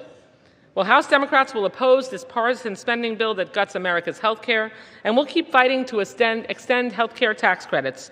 Donald Trump and Republicans broke their promise to lower costs, and this bill certainly cements that betrayal. But Democrats will stand by our promise to lower costs, and we'll make sure every American knows Republicans are responsible for this devastating health care crisis. Gentlelady's time has yield expired. back. The gentlelady yields back. The gentlelady from Connecticut reserves. The gentleman from Oklahoma is recognized. Thank you very much, Mr. Speaker. Mr. Speaker, I yield 2 minutes to my very good friend, distinguished chairman of the Agriculture Subcommittee of the Committee on Appropriation, Dr. Harris of Maryland. The gentleman from Maryland is recognized for 2 minutes. Mr. Speaker, I rise today in support of Senate amendment to H.R. 5371, which will finally put an end to the Democrat-led government shutdown. Millions of Americans have suffered because they refuse to reopen the government, harming those who depend on SNAP benefits, federal workers, Border Patrol agents, and our troops who are uncertain about their next paycheck. This legislation extends government funding to the end of January 2026, thereby blocking attempts to force a budget-busting omnibus at the last minute before Christmas. It also includes the FY 2026 Agriculture, Rural Development, and Food and Drug Administration Appropriations Act. Republicans have effectively locked in disciplined, flat spending levels while supporting the Trump administration's policy priorities. The agriculture bill provides $26.65 billion in discretionary spending, which is level with the current amounts, while also including community project funding. This bill provides critical funding support to America's farmers, ranchers, and rural communities. It ensures both USDA and FDA can safeguard our nation's food and drug supply, and fully funds nutrition programs, including SNAP and WIC. Additionally, the bill closes the hemp loophole that has resulted in the spread of unregulated, intoxicating hemp-derived products that are being sold online and in gas stations and corner stores across the country. Many of these products are accessible and attractive to children, resulting in thousands of calls to U.S. poison control centers, with more than 30% involving children aged 5 years and younger. This provision is supported by 39 states' attorney general and over 81 national and state public health, medical, law enforcement, and other organizations. It's beyond disappointing that our colleagues on the other side of the aisle will soon be voting to continue the chaos and uncertainty of a government shutdown. But this is what responsible Republican government looks like. We stared down the radical Democrats' outrageous budget-busting demands and held the line for hardworking American taxpayers. I want to thank Appropriations Chairman Cole for his leadership, strongly encourage my colleagues to support this legislation. Mr. Chair, I yield back time. The gentleman from Maryland yields back. Does the gentleman from Oklahoma reserve? The gentleman reserves. The gentlelady from Connecticut is recognized. Mr. Speaker, I yield 3 minutes to the gentleman from New York, the distinguished ranking member of the Legislative Branch Subcommittee, Mr. Espaillat. The gentleman from New York is recognized for 3 minutes. Thank you, Mr. Speaker. I rise today in strong opposition to the Senate's amendment to H.R. 5371 because once again, the Senate has put other interests ahead of those of the American people.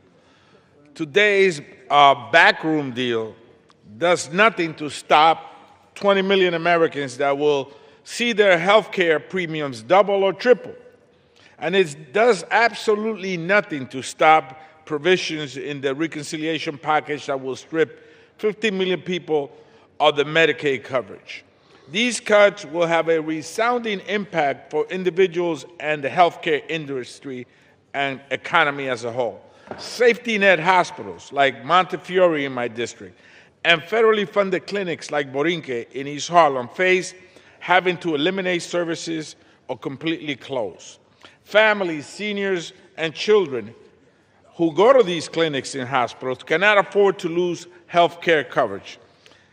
On top of that, Mr. Speaker, the legislative branch bill, which was done unilaterally, not with the consultation of both sides. It was done on its own, in the Senate, in the dark, in cahoots with a bunch of people, includes a provision that will line the pockets of 8 senators that we know of by allowing them to sue the government for millions of dollars if the Department of Justice subpoenas their phone records or seeks a lawful non-disclosure order. While families in my district are stretching every single dollar just to pay for food and rent, senators want a personal payout if law enforcement dares to hold them accountable. At every turn of this shutdown and fight for health care access, Republicans and the Trump administration have tried to inflict suffering as much as possible. For weeks, the administration held food stamps hostage. And even when some states comply with a court ruling to release full benefits, the president demanded that they be clawed back. Even when governors stepped up and said, we don't want people to go hungry, they ran to court, Mr. Speaker, to take $6.20 away from poor people. Who does that? Explain that to me. Who takes $6.20 away from a single mom or a hungry senior? That's the state of America today. Unbelievable. And here we are to vote on this. I will be casting my vote as a no. In fact, it will be a hell no tonight. The gentleman from New York yields back. The gentlelady from Connecticut reserves. The gentleman from Oklahoma is recognized. Thank you, Mr. Speaker. Mr. Speaker, I yield 2 minutes to my very good friend, the distinguished gentlelady from Michigan and chairman of the House Republican Conference, Ms. McClain. The gentlelady from Michigan is recognized for 2 minutes. Thank you, Mr. Chairman, and thank you, Mr. Speaker. And God, I love the compassion and the passion on the other side of the aisle. You know, we're worried about taking money out of families. Well, you know what? Y'all can do the right thing and vote yes. If not, you're the ones that are taking money from needy families, not us, because yes means yes, we want to feed the families. We want to have SNAP programs. No means we don't fund those programs. See how simple that is? But keep on with the rhetoric. I mean, it's cute, but the American people don't buy it. So, I mean, listen, for the past 40 days, Democrats have inflicted needless pain on hardworking Americans. They stranded millions of travelers. They denied food assistance for hungry families. And how did they do that? When you vote no to continue funding, that means you deny food stamps for hungry families. No means no, you don't want to pay them. Yes, like the Republicans vote, that means yes, we do want to pay them. So, you know, they left our troops wondering when they'd get their next paycheck. And for what, Mr. Speaker? To use the American people as leverage. Don't take my word for it, take theirs. Leverage for more wasteful Washington spending. Spending that no one other than the radical left ever wanted. And to remind the American people, they wanted $1.5 trillion of their hard-earned tax dollars. But what did they get in return? They got nothing. They got nothing because Republicans refused to waste the American people's money. Not a dime for their radical climate change, not a dollar for tax-funded benefits for illegals, and not one single concession to their radical far-left base. Millions of Americans whose lives were upended by the Democratic shutdown will remember this. Yield the gentlelady an additional 30 seconds. Thank you. The gentlelady is recognized for an additional 30 seconds. Thank you. The American people will remember who held them hostage for petty political reasons and who fought to put America first. So now that this shameful charade is over, House Republicans will continue our work on behalf of the American people. We will restore regular order to the appropriations process. We will continue to fulfill the mandate of the American people, and we will keep delivering results for American people, because that's what we're here to do for, not to play politics. So with that, Mr. Speaker, I yield. Thank you. The gentlelady from Michigan yields back. The gentleman from Oklahoma reserves. Before we move on, members are advised to direct their comments to the chair and not to engage in personalities. The gentlelady from Connecticut is recognized. Thank you, Mr. Speaker. I have the greatest honor, really, to yield time, 2 minutes time, to the gentlewoman from California, the distinguished Speaker Emerita, Ms. Pelosi, and I might add, probably the epitome of the best speaker that this nation has ever had, in addition to which millions of Americans have health care coverage through the Affordable Care Act because of Speaker Pelosi, and she's also Italian-American. Thank you. I yield. And a grandmother. The gentlelady from California is recognized. Thank you, Mr. Speaker. I thank the gentlewoman for yielding, Madam Chair, and once and future Chair of the Appropriations Committee, and thank her for her leadership and her kind words. I take heed, Mr. Speaker, of your comment to address my remarks to you and not to your colleagues. So I can say to you, and perhaps you can tell them, either they don't know what they're talking about or they don't care about meeting the needs of the American people. Did any one of them vote? Did any one of them vote to eliminate a need for a pre-existing condition in health care? Not one of them. Did any one of them vote to say if your children get to be 26, until they're 26 years old, they have access to your policy? Not one of them. Did any of them vote to bring a woman as being a pre-existing medical condition? Not one of them. The list goes on and on. Do any one of them vote for the Affordable Care Act, which, Mr. Speaker, you can tell them, was paid for? And then later, when we decided that we could extend the tax credits further so more people could have more access to care, did anyone vote for that? No. So all they have done is try to eliminate access to health care in our country. The public is catching on to them. You might tell them if a woman is born with a child that has a heart condition, she's out of luck with what they are proposing. If a father gets a stroke, forget about it. If you have a sibling with a disability, they don't care. And if your wife has breast cancer, you've got big bills to pay because they want to take away health care, whether it's Medicaid to tens of millions of people, $500 billion from Medicare for seniors and people with disabilities, millions of dollars added to the cost for families for access to the Affordable Care Act. The list goes on and on. Either they don't know or they don't care. I'll say one more thing as a grandmother and mother. How about the President of the United States on Halloween night having a Halloween party?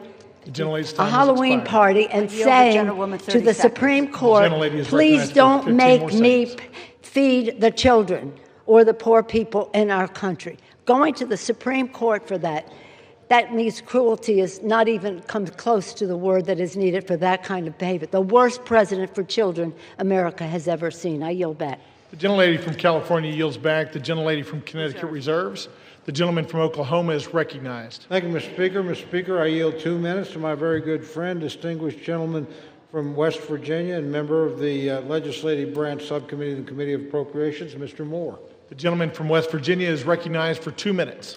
Thank you, Mr. Speaker. I rise today to support the Senate amendment to H.R. 5371, which includes full funding for the legislative branch. I'm honored to serve as the vice chairman of the Legislative Branch Subcommittee, and I'm grateful to Chairman Valadao for his leadership on that committee. It has been a long road to bring this bill to the floor, a road that was made significantly longer by totally unnecessary Schumer shutdown that we've been living in. The bill before us not only reopens the entire government, but ensures that the House and its supporting agencies remain working for the American people. The bill invests in safety and security. It increases funding for the Capitol Police, provides support for security programs through the House Sergeant at Arms, and is tough on foreign adversaries, including language I wrote, preventing the purchase of technology tied to the Chinese Communist Party. I want to thank Chairman Cole for his leadership and Ranking Member Espaillat and our subcommittee members and their staff and our staff and their work. And I urge my colleagues to vote yes. I yield back. The gentleman from West Virginia yields back. The gentleman from Oklahoma reserves. The gentlelady from Connecticut is recognized. Mr. Speaker, I yield 1 minute to the gentlewoman from Ohio, the distinguished ranking member of the Energy and Water Subcommittee, Ms. Capter. The gentlelady from Ohio is recognized for 1 minute. I thank the ranking member for yielding, Congresswoman DeLauro. Congress today should vote for affordable health insurance for Americans and reduce its rising costs. Instead, in the dead of night, 8 Senate Republicans slipped into this bill a payola for themselves, literally raking millions of dollars to themselves. This payola, it's called corruption. Corruption. Millions of taxpayer dollars now are slated for Senators Graham, Hagerty, Hawley, Sullivan, Tuberville, Johnson, Loomis, and Blackburn. Each is teed up to personally rake in a minimum of $500,000 up to $1.5 million. Meanwhile, the American people need more affordable health insurance, but these senators, with their House allies, are lining their own pockets. I say no more tax breaks to billionaires and no payoffs to U.S. senators. This is what happens when power serves itself instead of the people. This isn't leadership, it's corruption disguised as legislation. Will the gentleman yield me 10 seconds? The gentlewoman's time has expired. No? Let's cleanse America of disgusting corruption. Power corrupts, absolute power corrupts, absolutely. The gentleman from Connecticut reserves. The gentleman from Oklahoma is recognized. Thank you very much, Mr. Speaker. Mr. Speaker, I yield 2 minutes to my very good friend, distinguished member from Washington and distinguished member of the Appropriations Committee, Mr. Newhouse. The gentleman is recognized. Thank you, Mr. Cole, for yielding the time. Mr. Speaker, over 40 days after the Senate Democrats shut down the federal government, we are finally reopening. The result of the shutdown has been thousands of employee furloughs, major disruptions to our air travel, service members going without pay, delayed food assistance for low-income individuals and families, and much, much more. Mr. Speaker, as a member of the House Appropriations Committee, the responsibility of funding the federal government is one that I take very seriously, especially in light of our nation's debt surpassing $38 trillion. The performative tactics that we have watched over the last 7 weeks have truly been a disservice to Americans. And my friends across the aisle should never have put leverage or politics over those people that they represent. But the most important thing right now is that we get back to work, making sure the federal government can provide the essential services that people depend on, and that Congress can continue working to pass full-year funding legislation providing responsible federal spending and fund those essential services. Mr. Speaker, we are making significant progress with the inclusion of these 3 appropriation bills, but our work is far from over. I encourage all my colleagues on both sides of the aisle to support this deal, vote to end this unnecessary shutdown, and help us get back to the business of hardworking Americans across this country. Thank you, and I yield back. Gentleman yields. The gentleman from Oklahoma reserves. The gentlewoman from Connecticut is recognized. Mr. Speaker, I yield 1 minute to the gentlewoman from Minnesota, the distinguished ranking member of the Defense Subcommittee, Ms. McCollum.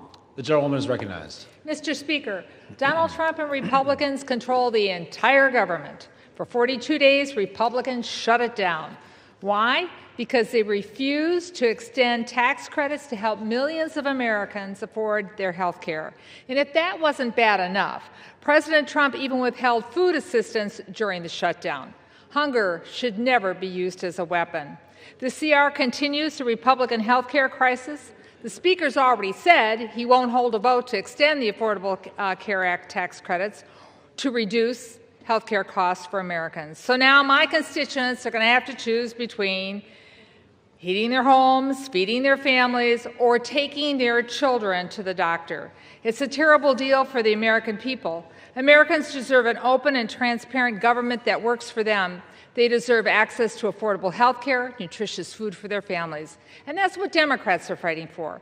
I wish the President and the Republicans would join us in this fight and share our priorities. I yield back. The gentlewoman from Connecticut reserves. The gentleman from Oklahoma is recognized. Thank you very much, Mr. Speaker. I yield 1 minute to my very good friend, gentleman from Missouri and member of the Appropriations Committee, Mr. Alford. The gentleman is recognized. Well, thank you, Chairman Cole, for your leadership. Mr. Speaker, in the words of Yogi Berra, this seems like deja vu all over again. 59 days ago, I stood at this very lectern debating the ranking member and a friend of mine over the continuing resolution to keep our government open. On September 19th, we did our work in this body, but Senate Democrats chose to hold America hostage with the Schumer shutdown.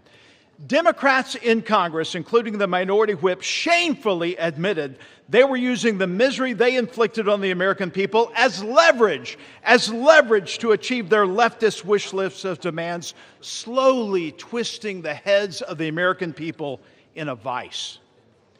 Tonight, I'm relieved to say the misery of the Schumer shutdown is on our doorstep. Mr. Speaker, this package proves that when Republicans stay united and put America first, we can govern with strength, compassion, and common sense. Tonight, Mr. Speaker, tonight we will reopen the government and liberate the Schumer hostages. And with that, I yield back. The gentleman yields. The gentleman from Oklahoma reserves. The gentlewoman from Connecticut is recognized. Mr. Speaker, I yield 1 minute to the gentlewoman from California, a member of the Appropriations Committee, Mrs. Torres. The gentlewoman is recognized. Mr. Speaker, I rise in strong opposition of this deeply flawed bill because the American people deserve better. Since Trump returned to office, Republicans have created an affordability nightmare, a mass transfer of hard-earned taxpayers' dollars to billionaires. In my district alone, more than 350,000 people are facing skyrocketing health care costs or cuts to critical services.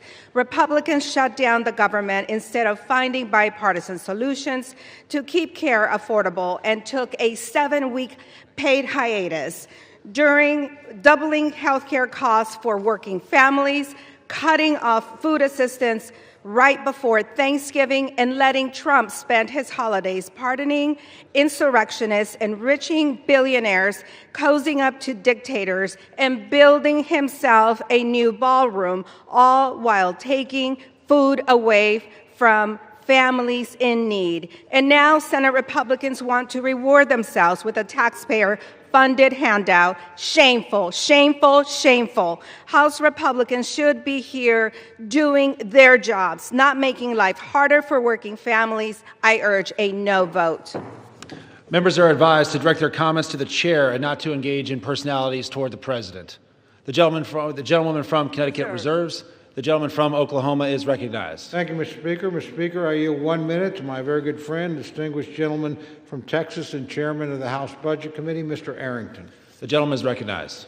Mr. Speaker, the Democrats rejecting a clean CR, shutting the government down, creating all the havoc, the pain and suffering for our fellow Americans is so obviously disingenuous. They never vote against clean CRs. Never. For 4 years under Biden, you all didn't reject one clean CR.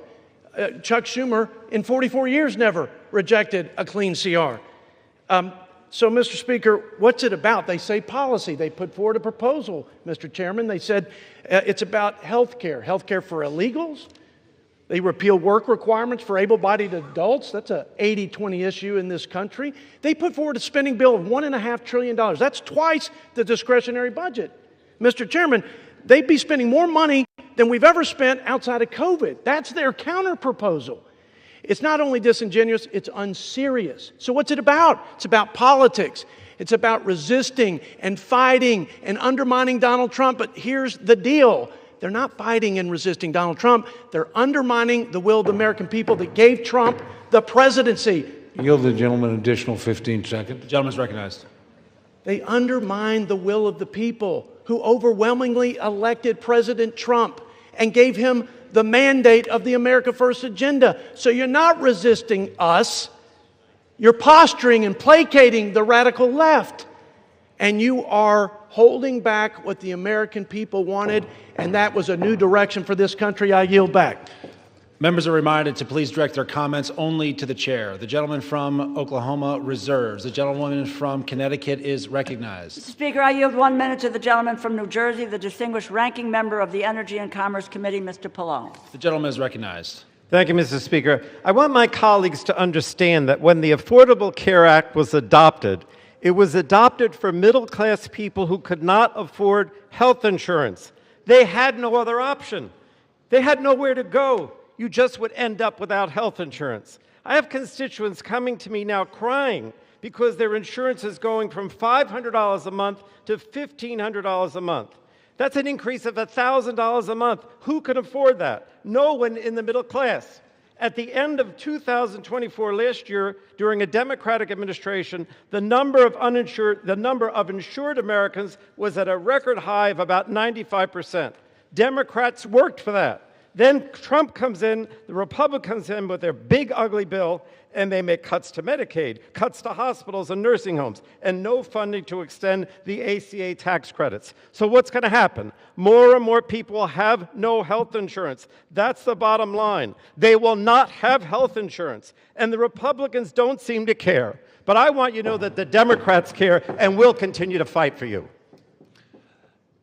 The gentleman yields. The gentlewoman from Connecticut reserves. The gentleman from Oklahoma is recognized. Thank you, Mr. Speaker. Speaker, I yield 1 minute to the distinguished gentleman from Guam, my very good friend, Mr. Moylan. The gentleman is recognized.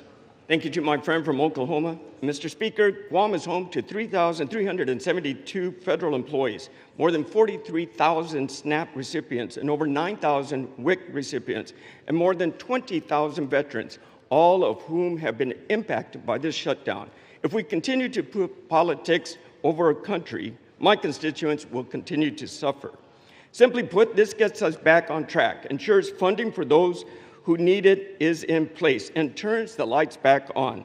This bill ensures that families receive the assistance they need, veterans have access to care, and our island is reimbursed for the sacrifice we made to keep federal programs running during this difficult time. I urge my colleagues to support this bill and to deliver for American people. The time for deliberation is when the government is open and people have the assistance they need. I reserve. The gentleman yields. The gentleman from Oklahoma reserves. The gentlewoman from Connecticut is recognized. Mr. Speaker, I yield 1 minute to the gentleman from Massachusetts, the distinguished ranking member of the Ways and Means Committee, Mr. Neal. The gentleman is recognized. Thank the gentlelady. Mr. Speaker, the destruction that is taking place in America's healthcare system during these 10 months is unbelievable. They've eviscerated the National Institutes of Health. They've cut back on the Centers for Disease Control, billions of dollars from Medicaid for a tax cut for the wealthy. Where do you see what's coming to America's hospitals after the next election? It's so contrived they waited until after the election to implement it. 24 million people are likely to lose health insurance if we don't implement these tax credits as suggested. The emergency room is going to be back in full force now because this is where people will go for their health care. All of this is taking place to justify a tax cut for people at the very top. And here's the real kicker. Our Republican colleagues of fiscal probity borrowed the money for the tax cuts. In 2017, it's $2.4 trillion. In the last tax bill, almost $4 trillion is borrowed for a tax cut for wealthy people.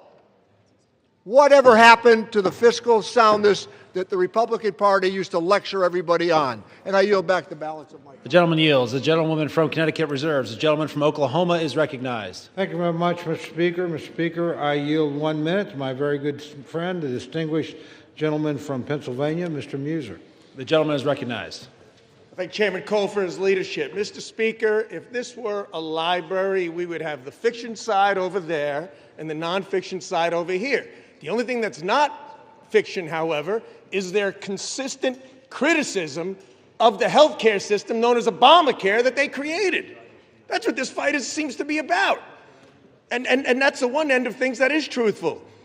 Today, Mr. Speaker, after 6 weeks of no pain, lots of pain and no gain, they're going to vote again to keep the government closed. They're going to vote again. They're whipping their votes so they would not be paying federal workers. They won't be funding essential programs like SNAP and undo the chaos at our airports. Okay, I spent the last 43 days in my district talking with these groups, talking with SNAP, talking with Head Start, seeing their pain, realizing it, understanding it. Some of my colleagues did the same, but shockingly, They're still going to vote to keep the government closed and keep this funding from being delivered. It's time to fix the damage the Democrats have caused. With this vote tonight, Republicans will restore SNAP payments. We'll get TSA and air traffic control. Yield the gentleman an additional 15 seconds. And you know what, Thank you, Chairman. And you know what, Mr. Speaker? Yesterday was Veterans Day. Veterans didn't fight for the red. They didn't fight for the blue. They fought for the red, white, and blue. Maybe tonight we can follow their example. I yield back. The gentleman yields. The gentleman from Oklahoma reserves. The gentlewoman from Connecticut is recognized. Mr. Speaker, I yield 1 minute to the gentlewoman from Washington, Ms. Del Bene. The gentlewoman is recognized. Thank you, Mr. Speaker. This bill fails to address the fundamental needs of families across our country. Americans have made it crystal clear that affordability is their #1 concern. President Trump and Republicans promised to lower costs on day one, and that's been one big broken promise. Healthcare premiums are skyrocketing because Republicans refuse to extend the ACA tax credits, causing healthcare costs to go up for everyone. Over 4 million people will be forced off their coverage next year because it's too expensive. This is on top of soaring prices for food, energy, and housing.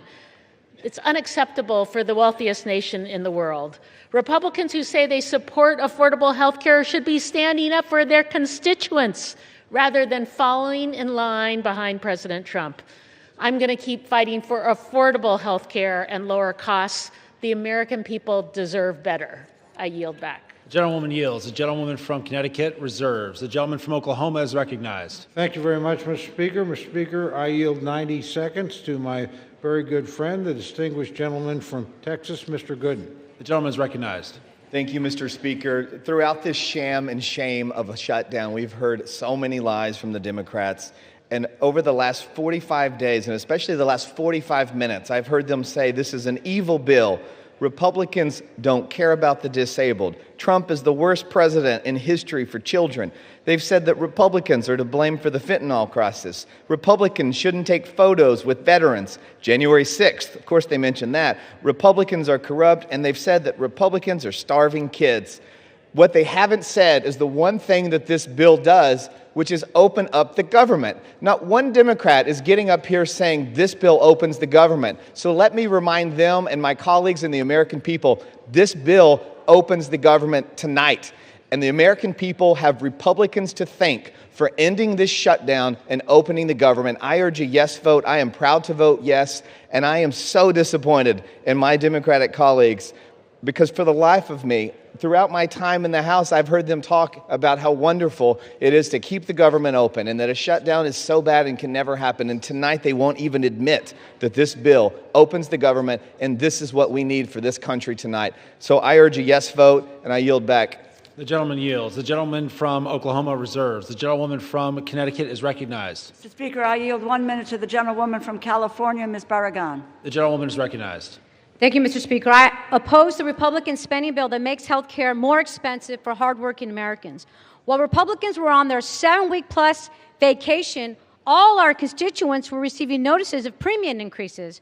A constituent of mine, a lifelong educator, has been told that her premiums will jump from $383 to nearly $1,000. Meanwhile, Trump and Republicans can find money for a fancy ballroom. They can give tax breaks to billionaires. And they even included millions of dollars in cash payouts in this bill for 8 Republican senators. If anyone else in government gave themselves millions in taxpayer money, they would go to prison.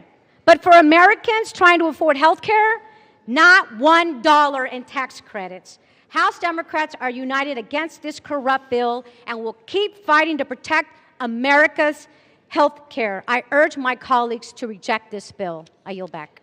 The gentlewoman yields. The gentlewoman from Connecticut reserves. The gentleman from Oklahoma is recognized. Thank you very much, Mr. Speaker. I yield myself such time as I may consume. Mr. Speaker, it's been an interesting debate. Frankly, as a couple of my colleagues have suggested, a lot of the rhetoric on the other side hasn't had much to do with the legislation in front of us. My friends chose all on their own to shut the government down 43 days ago. During that time, soldiers have had to worry about getting paid. The only reason they were paid is the President of the United States managed to pull a rabbit out of the hat twice or we would have had military families completely unpaid. We have our air traffic controllers. Most of us flew here today or yesterday or in recent days. They're keeping the skies as safe as they can, but they haven't gotten paid. We're in this Capitol building. We're under the protection of the Capitol Police. They do a splendid job. They keep doing their job. They haven't been paid. We have people that are in desperate need of some of the services that this government has promised to give them. SNAP and WIC, that's at risk unless we pass this legislation tonight. So we can have all these debates about all these other issues. As a matter of fact, my friend, the Speaker, his counterpart in the United States Senate, the Majority Leader, and the President have said, when you open the government, we'll be happy to talk to you about some of these issues. But you're not going to shut down the government, punish the American people, put people's lives at risk, and think we're going to sit down and negotiate with you under those circumstances. That is not going to happen. We told you 43 days ago, from bitter experience, government shutdowns don't work. They never achieve the objective that you announced. And guess what? You haven't achieved that objective yet, and you're not going to. We did the same thing twice, so I'm not saying that we've got clean hands over here. You guys did it on DACA, didn't work here, not going to work here. Only people that have suffered have been the American people, the people that we're all here to serve. So let's keep the focus on getting the government back open. I would also add, and I appreciate this very much, there have been robust discussions back and forth, and we have 3 appropriations bills attached to this. They're appropriations bills that do important things. The Ag bill will make sure that people that rely on WIC and SNAP don't have to worry about another government shutdown between now and September 30th of next year. The Ledge Branch bill will make sure that the Capitol Police and everybody else at staff that allow this chamber to function don't have to worry about not getting paid until September 30th of next year. And obviously, military construction and, more importantly, veterans rely on benefits commitments we have made. Passage of this bill makes sure that those commitments will be fulfilled between now and September 30th next year. And we buy the time to sit down and rationally and responsibly negotiate other appropriations bills that we can bring, I hope, in a bipartisan basis to this floor to keep the government open. So I would just ask my friends to reflect on that. I hope some of you feel the weight of that decision. I know you do. And I hope you can vote to keep the government open. There's no excuse to shut it down. The United States Senate operated to keep it open in a bipartisan fashion. Now, it took them a long time to do it, but they got there. Let's not follow that example. Let's follow when they finally got the job done, they sent us a product. It's not a perfect product. It's got some things in it I don't like. But frankly, if we kept the government open, we would have never been in this situation in the first place. So I would just ask my friends to remember their constituents. I know they think about them. I know they're serious about the points they make. Reopen the government. Raise your issues. Let's see if we can come to a negotiated settlement. But let's not punish the American people. A no vote on this, again, means soldiers and military families don't get paid. A no vote means that people in need of SNAP and WIC might not get it. A no vote means the people that allow us to come here and debate and work won't get paid either. I can go down the list of horrors. It's pretty simple. This is a vote about 2 things. Opening the government of the United States, which you willfully tried to shut down, fortunately did not succeed in that in this chamber, but some of your colleagues, using arcane Senate rules, did manage to do it, but finally came to their senses. You ought to pay attention to those people. They said, enough is enough. Let's reopen the government. I would urge my colleagues to do that today, and I hope it's done in a bipartisan way. With that, I reserve the balance of my time, Mr. Speaker. The gentleman reserves, and members are reminded to direct their remarks only to the chair. The gentlewoman from Connecticut is recognized. Mr. Speaker, I yield 3 minutes to the gentlewoman from Massachusetts, the distinguished Democratic whip, Ms. Clark. The gentlewoman is recognized. Thank you.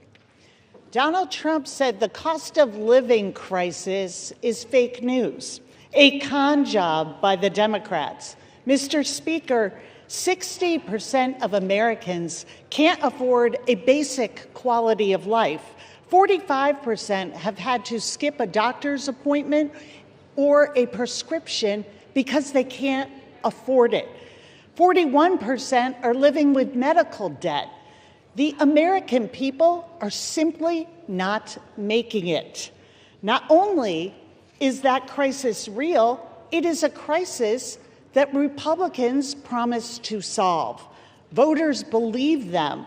And now, after a 54-day hiatus, what are Republicans doing?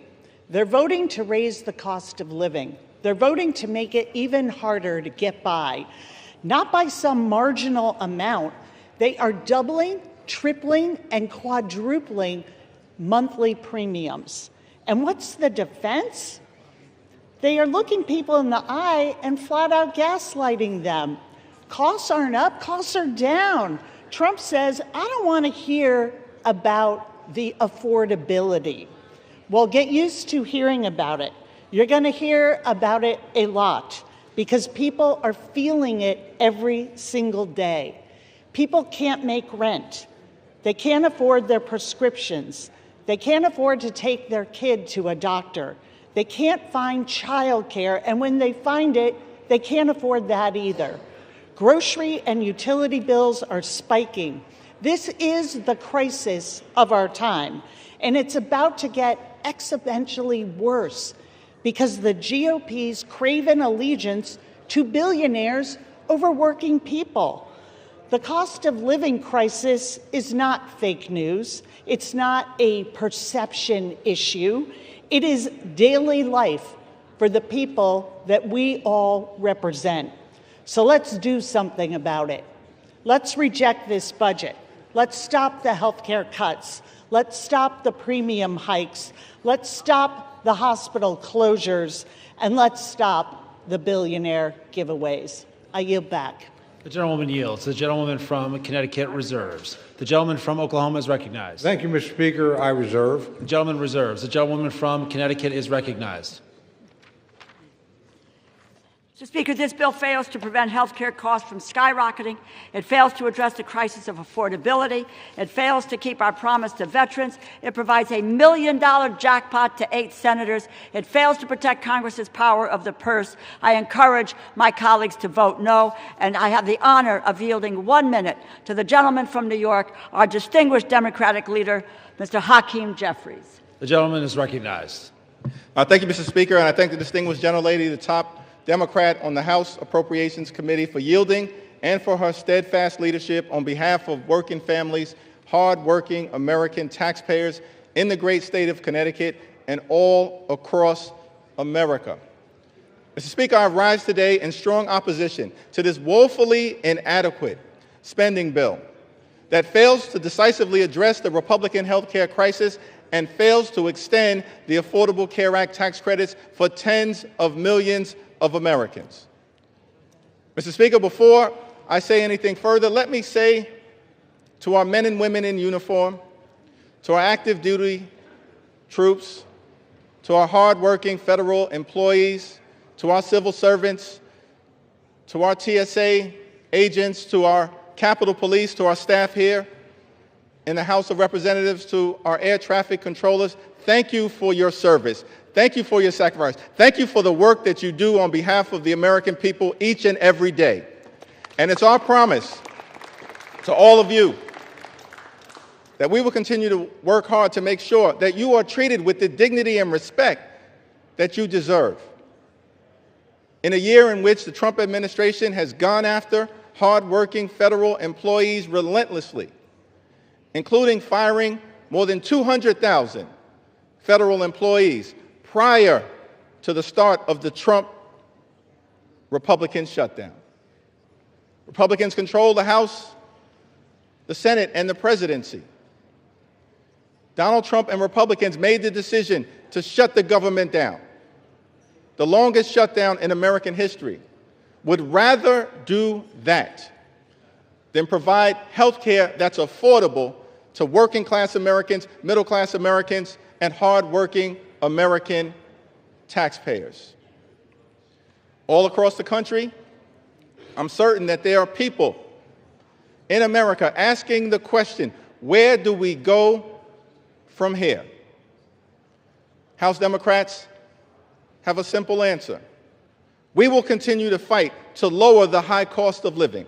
House Democrats will continue to fight to address the health care crisis that Republicans have created. And House Democrats will continue to fight to extend the Affordable Care Act tax credits for tens of millions of Americans. This fight is not over. We're just getting started. We'll fight today. We'll fight tomorrow. We'll fight this week. We'll fight next week. We'll fight this month. We'll fight next month. We'll fight until we win this battle for the American people. That's our commitment as House Democrats. And there's only two ways that this fight will end. Only two ways, Mr. Speaker, that this fight will end.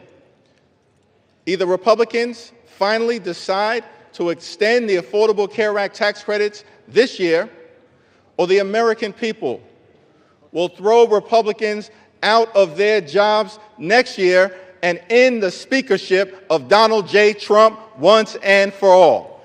That's how this fight ends. Mr. Speaker,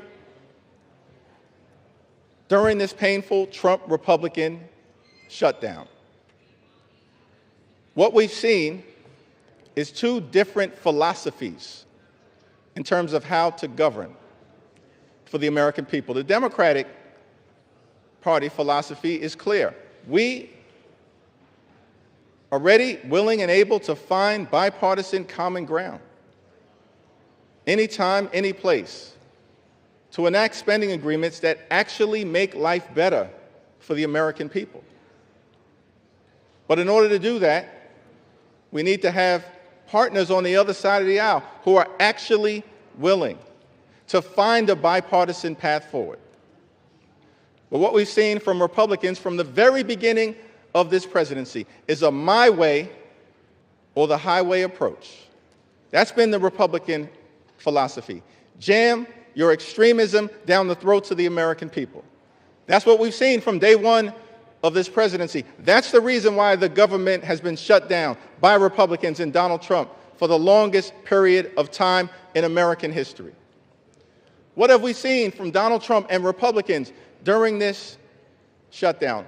A consistent unwillingness to actually find common ground in order to make life better for the American people.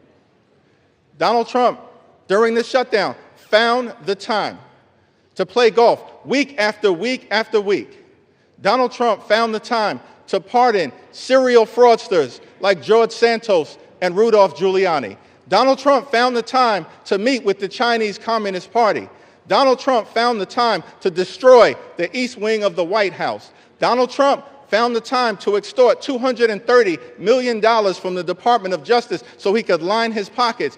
Donald Trump found the time to bail out Argentina with $40 billion. Donald Trump found the time to rip away SNAP benefits from 42 million Americans. Mr. Speaker, these extremists are not like us.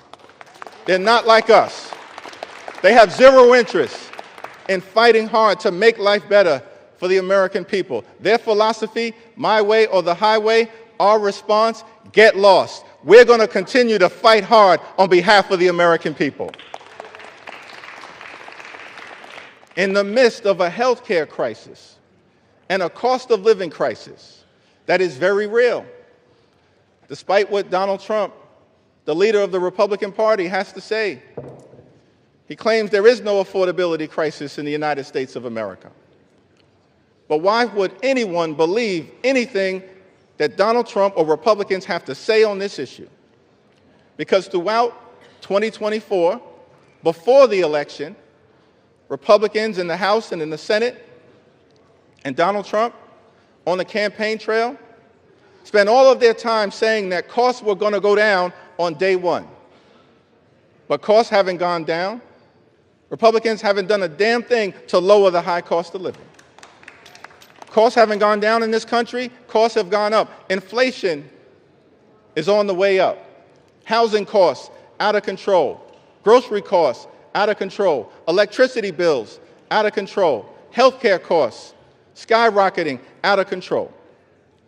And in the midst of this affordability crisis, seeing this, Democrats said, we've got to fight to make sure that we extend the Affordable Care Act tax credits so that tens of millions of people, working class folks, middle class folks, people in rural America, working class America, small town America, the heartland of America, black and brown communities all throughout America, don't experience premium increases that in some cases will go up by $1,000 or $2,000 per year. In many cases, month after month after month, $1,000 or $2,000 per month, tens of thousands of dollars per year. Unacceptable in this country, the wealthiest country in the history of the world. And this is in the midst of a Republican health care crisis.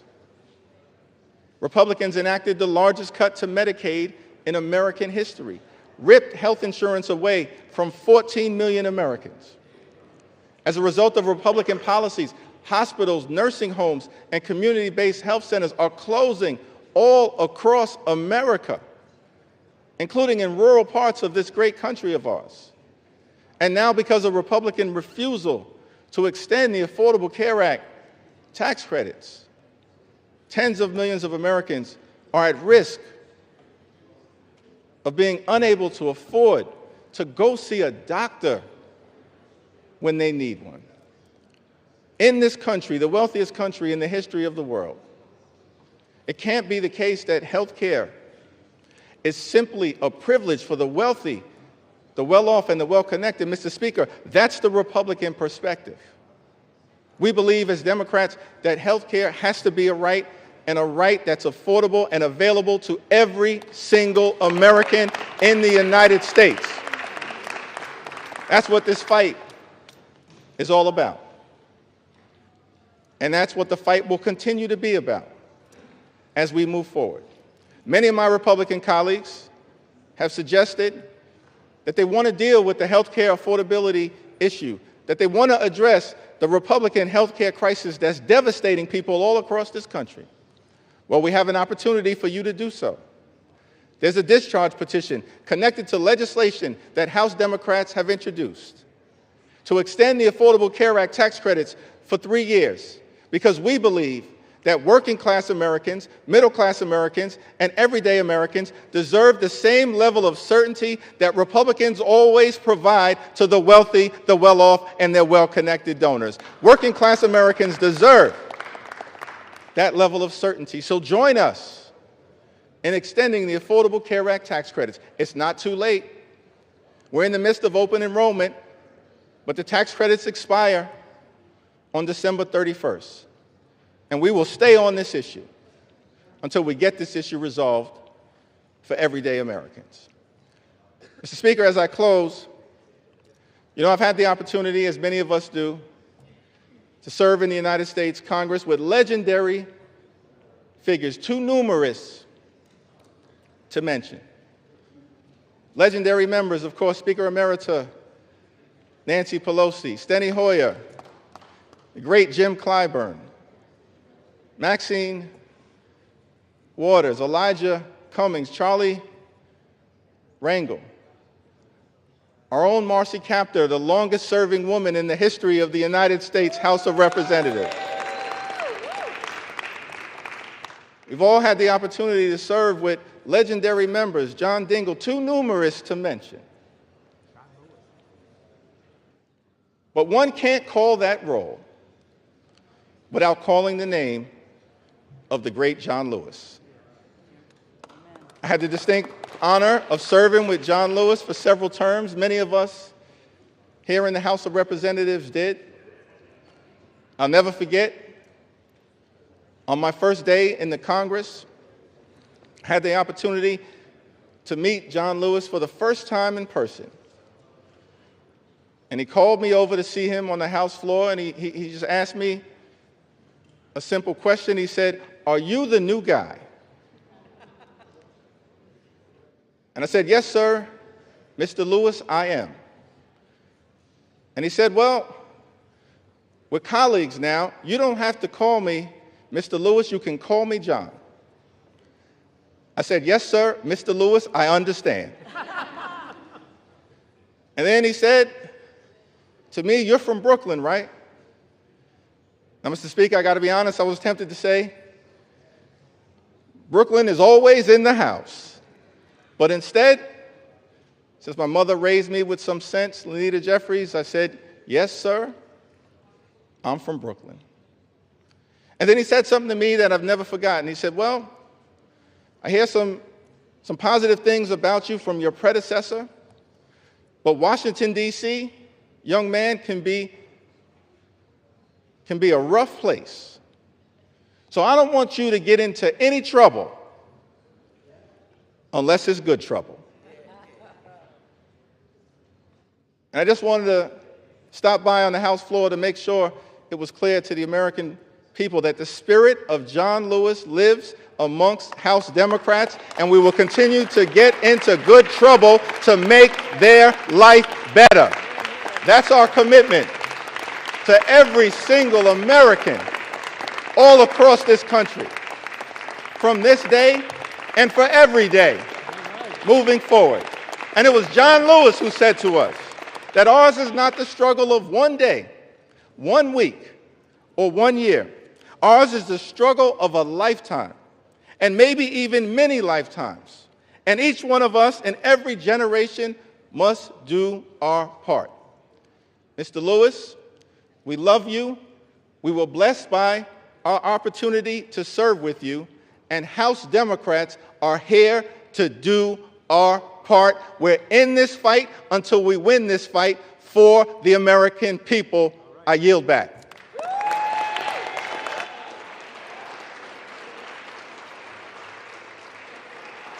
The gentleman yields. Members are reminded to refrain from engaging in personalities towards the president. The gentlewoman from Connecticut has 30 seconds remaining and is recognized. I yield back the balance of my time. The gentlewoman from Connecticut yields. The gentleman from Oklahoma is recognized. Thank you very much, Mr. Speaker. It's my distinct pleasure to yield the balance of our time to the distinguished Speaker of the House, my very good friend and a person I admire greatly. 1 minute. I'm actually just going to hold you to 1 minute, Mr. Okay. Speaker. My good friend, the gentleman from Louisiana, Speaker Mike Johnson. The gentleman from Louisiana is recognized. Thank you.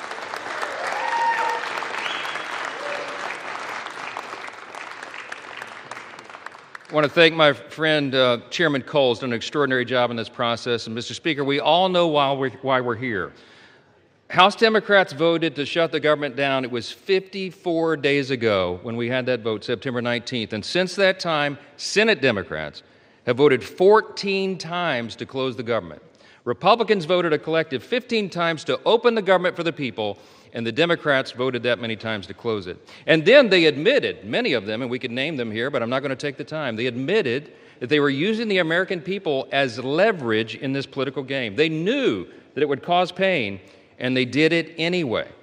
The whole exercise was pointless. It was wrong, and it was cruel.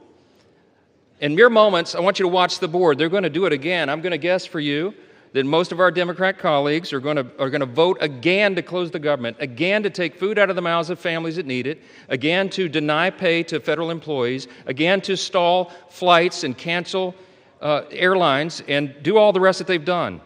But we are not going to let them succeed in that gambit, and that's right.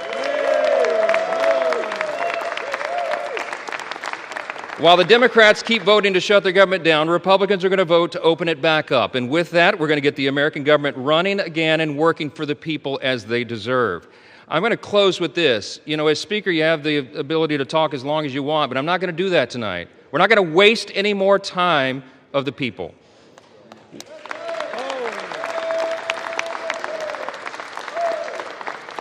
I'm just going to say this. I think that everybody needs to remember this one simple thing. From the very beginning of this whole ordeal, On the Republican side, we operated in good faith. We offered a clean, nonpartisan CR. We were honest and transparent with the American people from the very beginning, and every single day of the shutdown, we went out and looked right into the camera with a press conference and told the American people the simple truth. We have done for the people what has been right and just and truthful. And in the end, that is what God honors always. Don't forget it. We need to get this government open as soon as possible, and I'm going to yield back the remainder of my time so we can do that. The American people demand it and deserve it. My friends, let's get this done. Thank you. I yield back.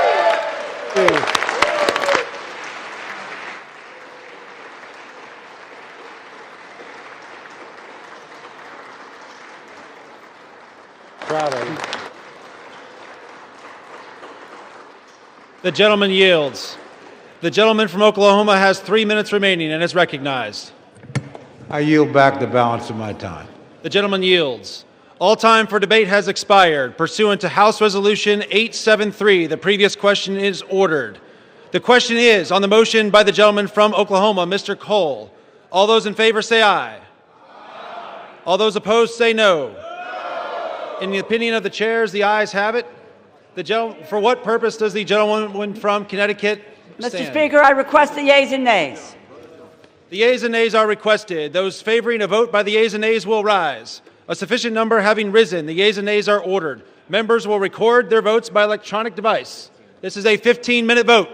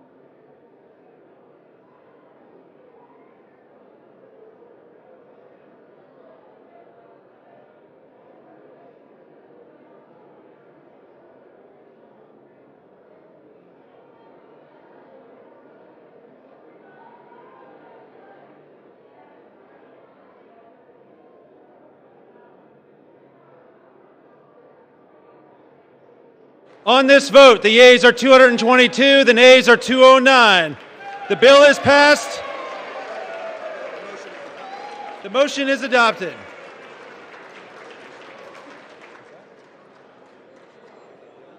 Without objection, the motion to reconsider is laid on the table.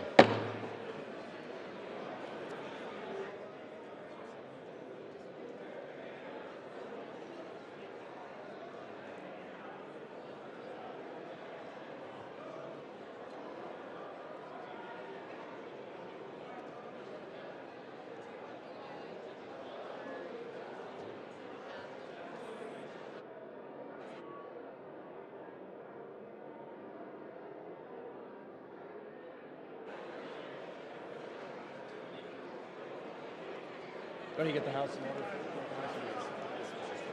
The chair lays before the House a communication. The Honorable the Speaker, House of Representatives, sir. I respectfully request to be relieved from assignments to the House Armed Services Committee and the House Select Committee on competition between the United States and the Chinese Communist Party, effective immediately. It has been an honor and privilege to serve on these committees on behalf of my constituents and the American people. Signed sincerely, Mikey Sherrill, Member of Congress. Without objection, the resignation is accepted.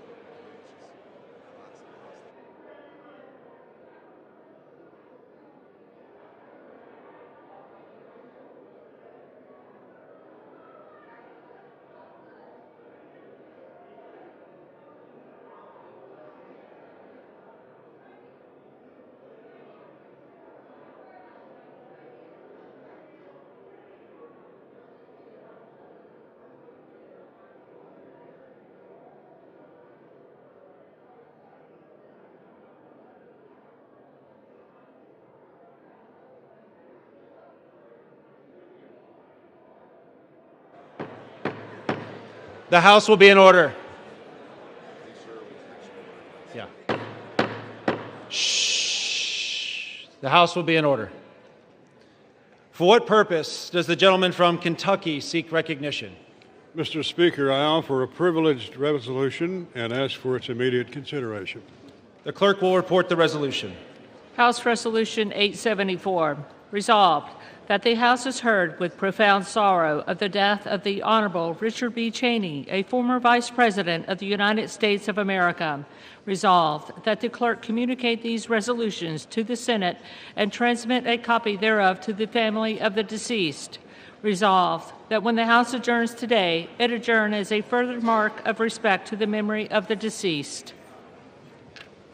Without objection, the resolution is agreed to and the motion to reconsider is laid on the table.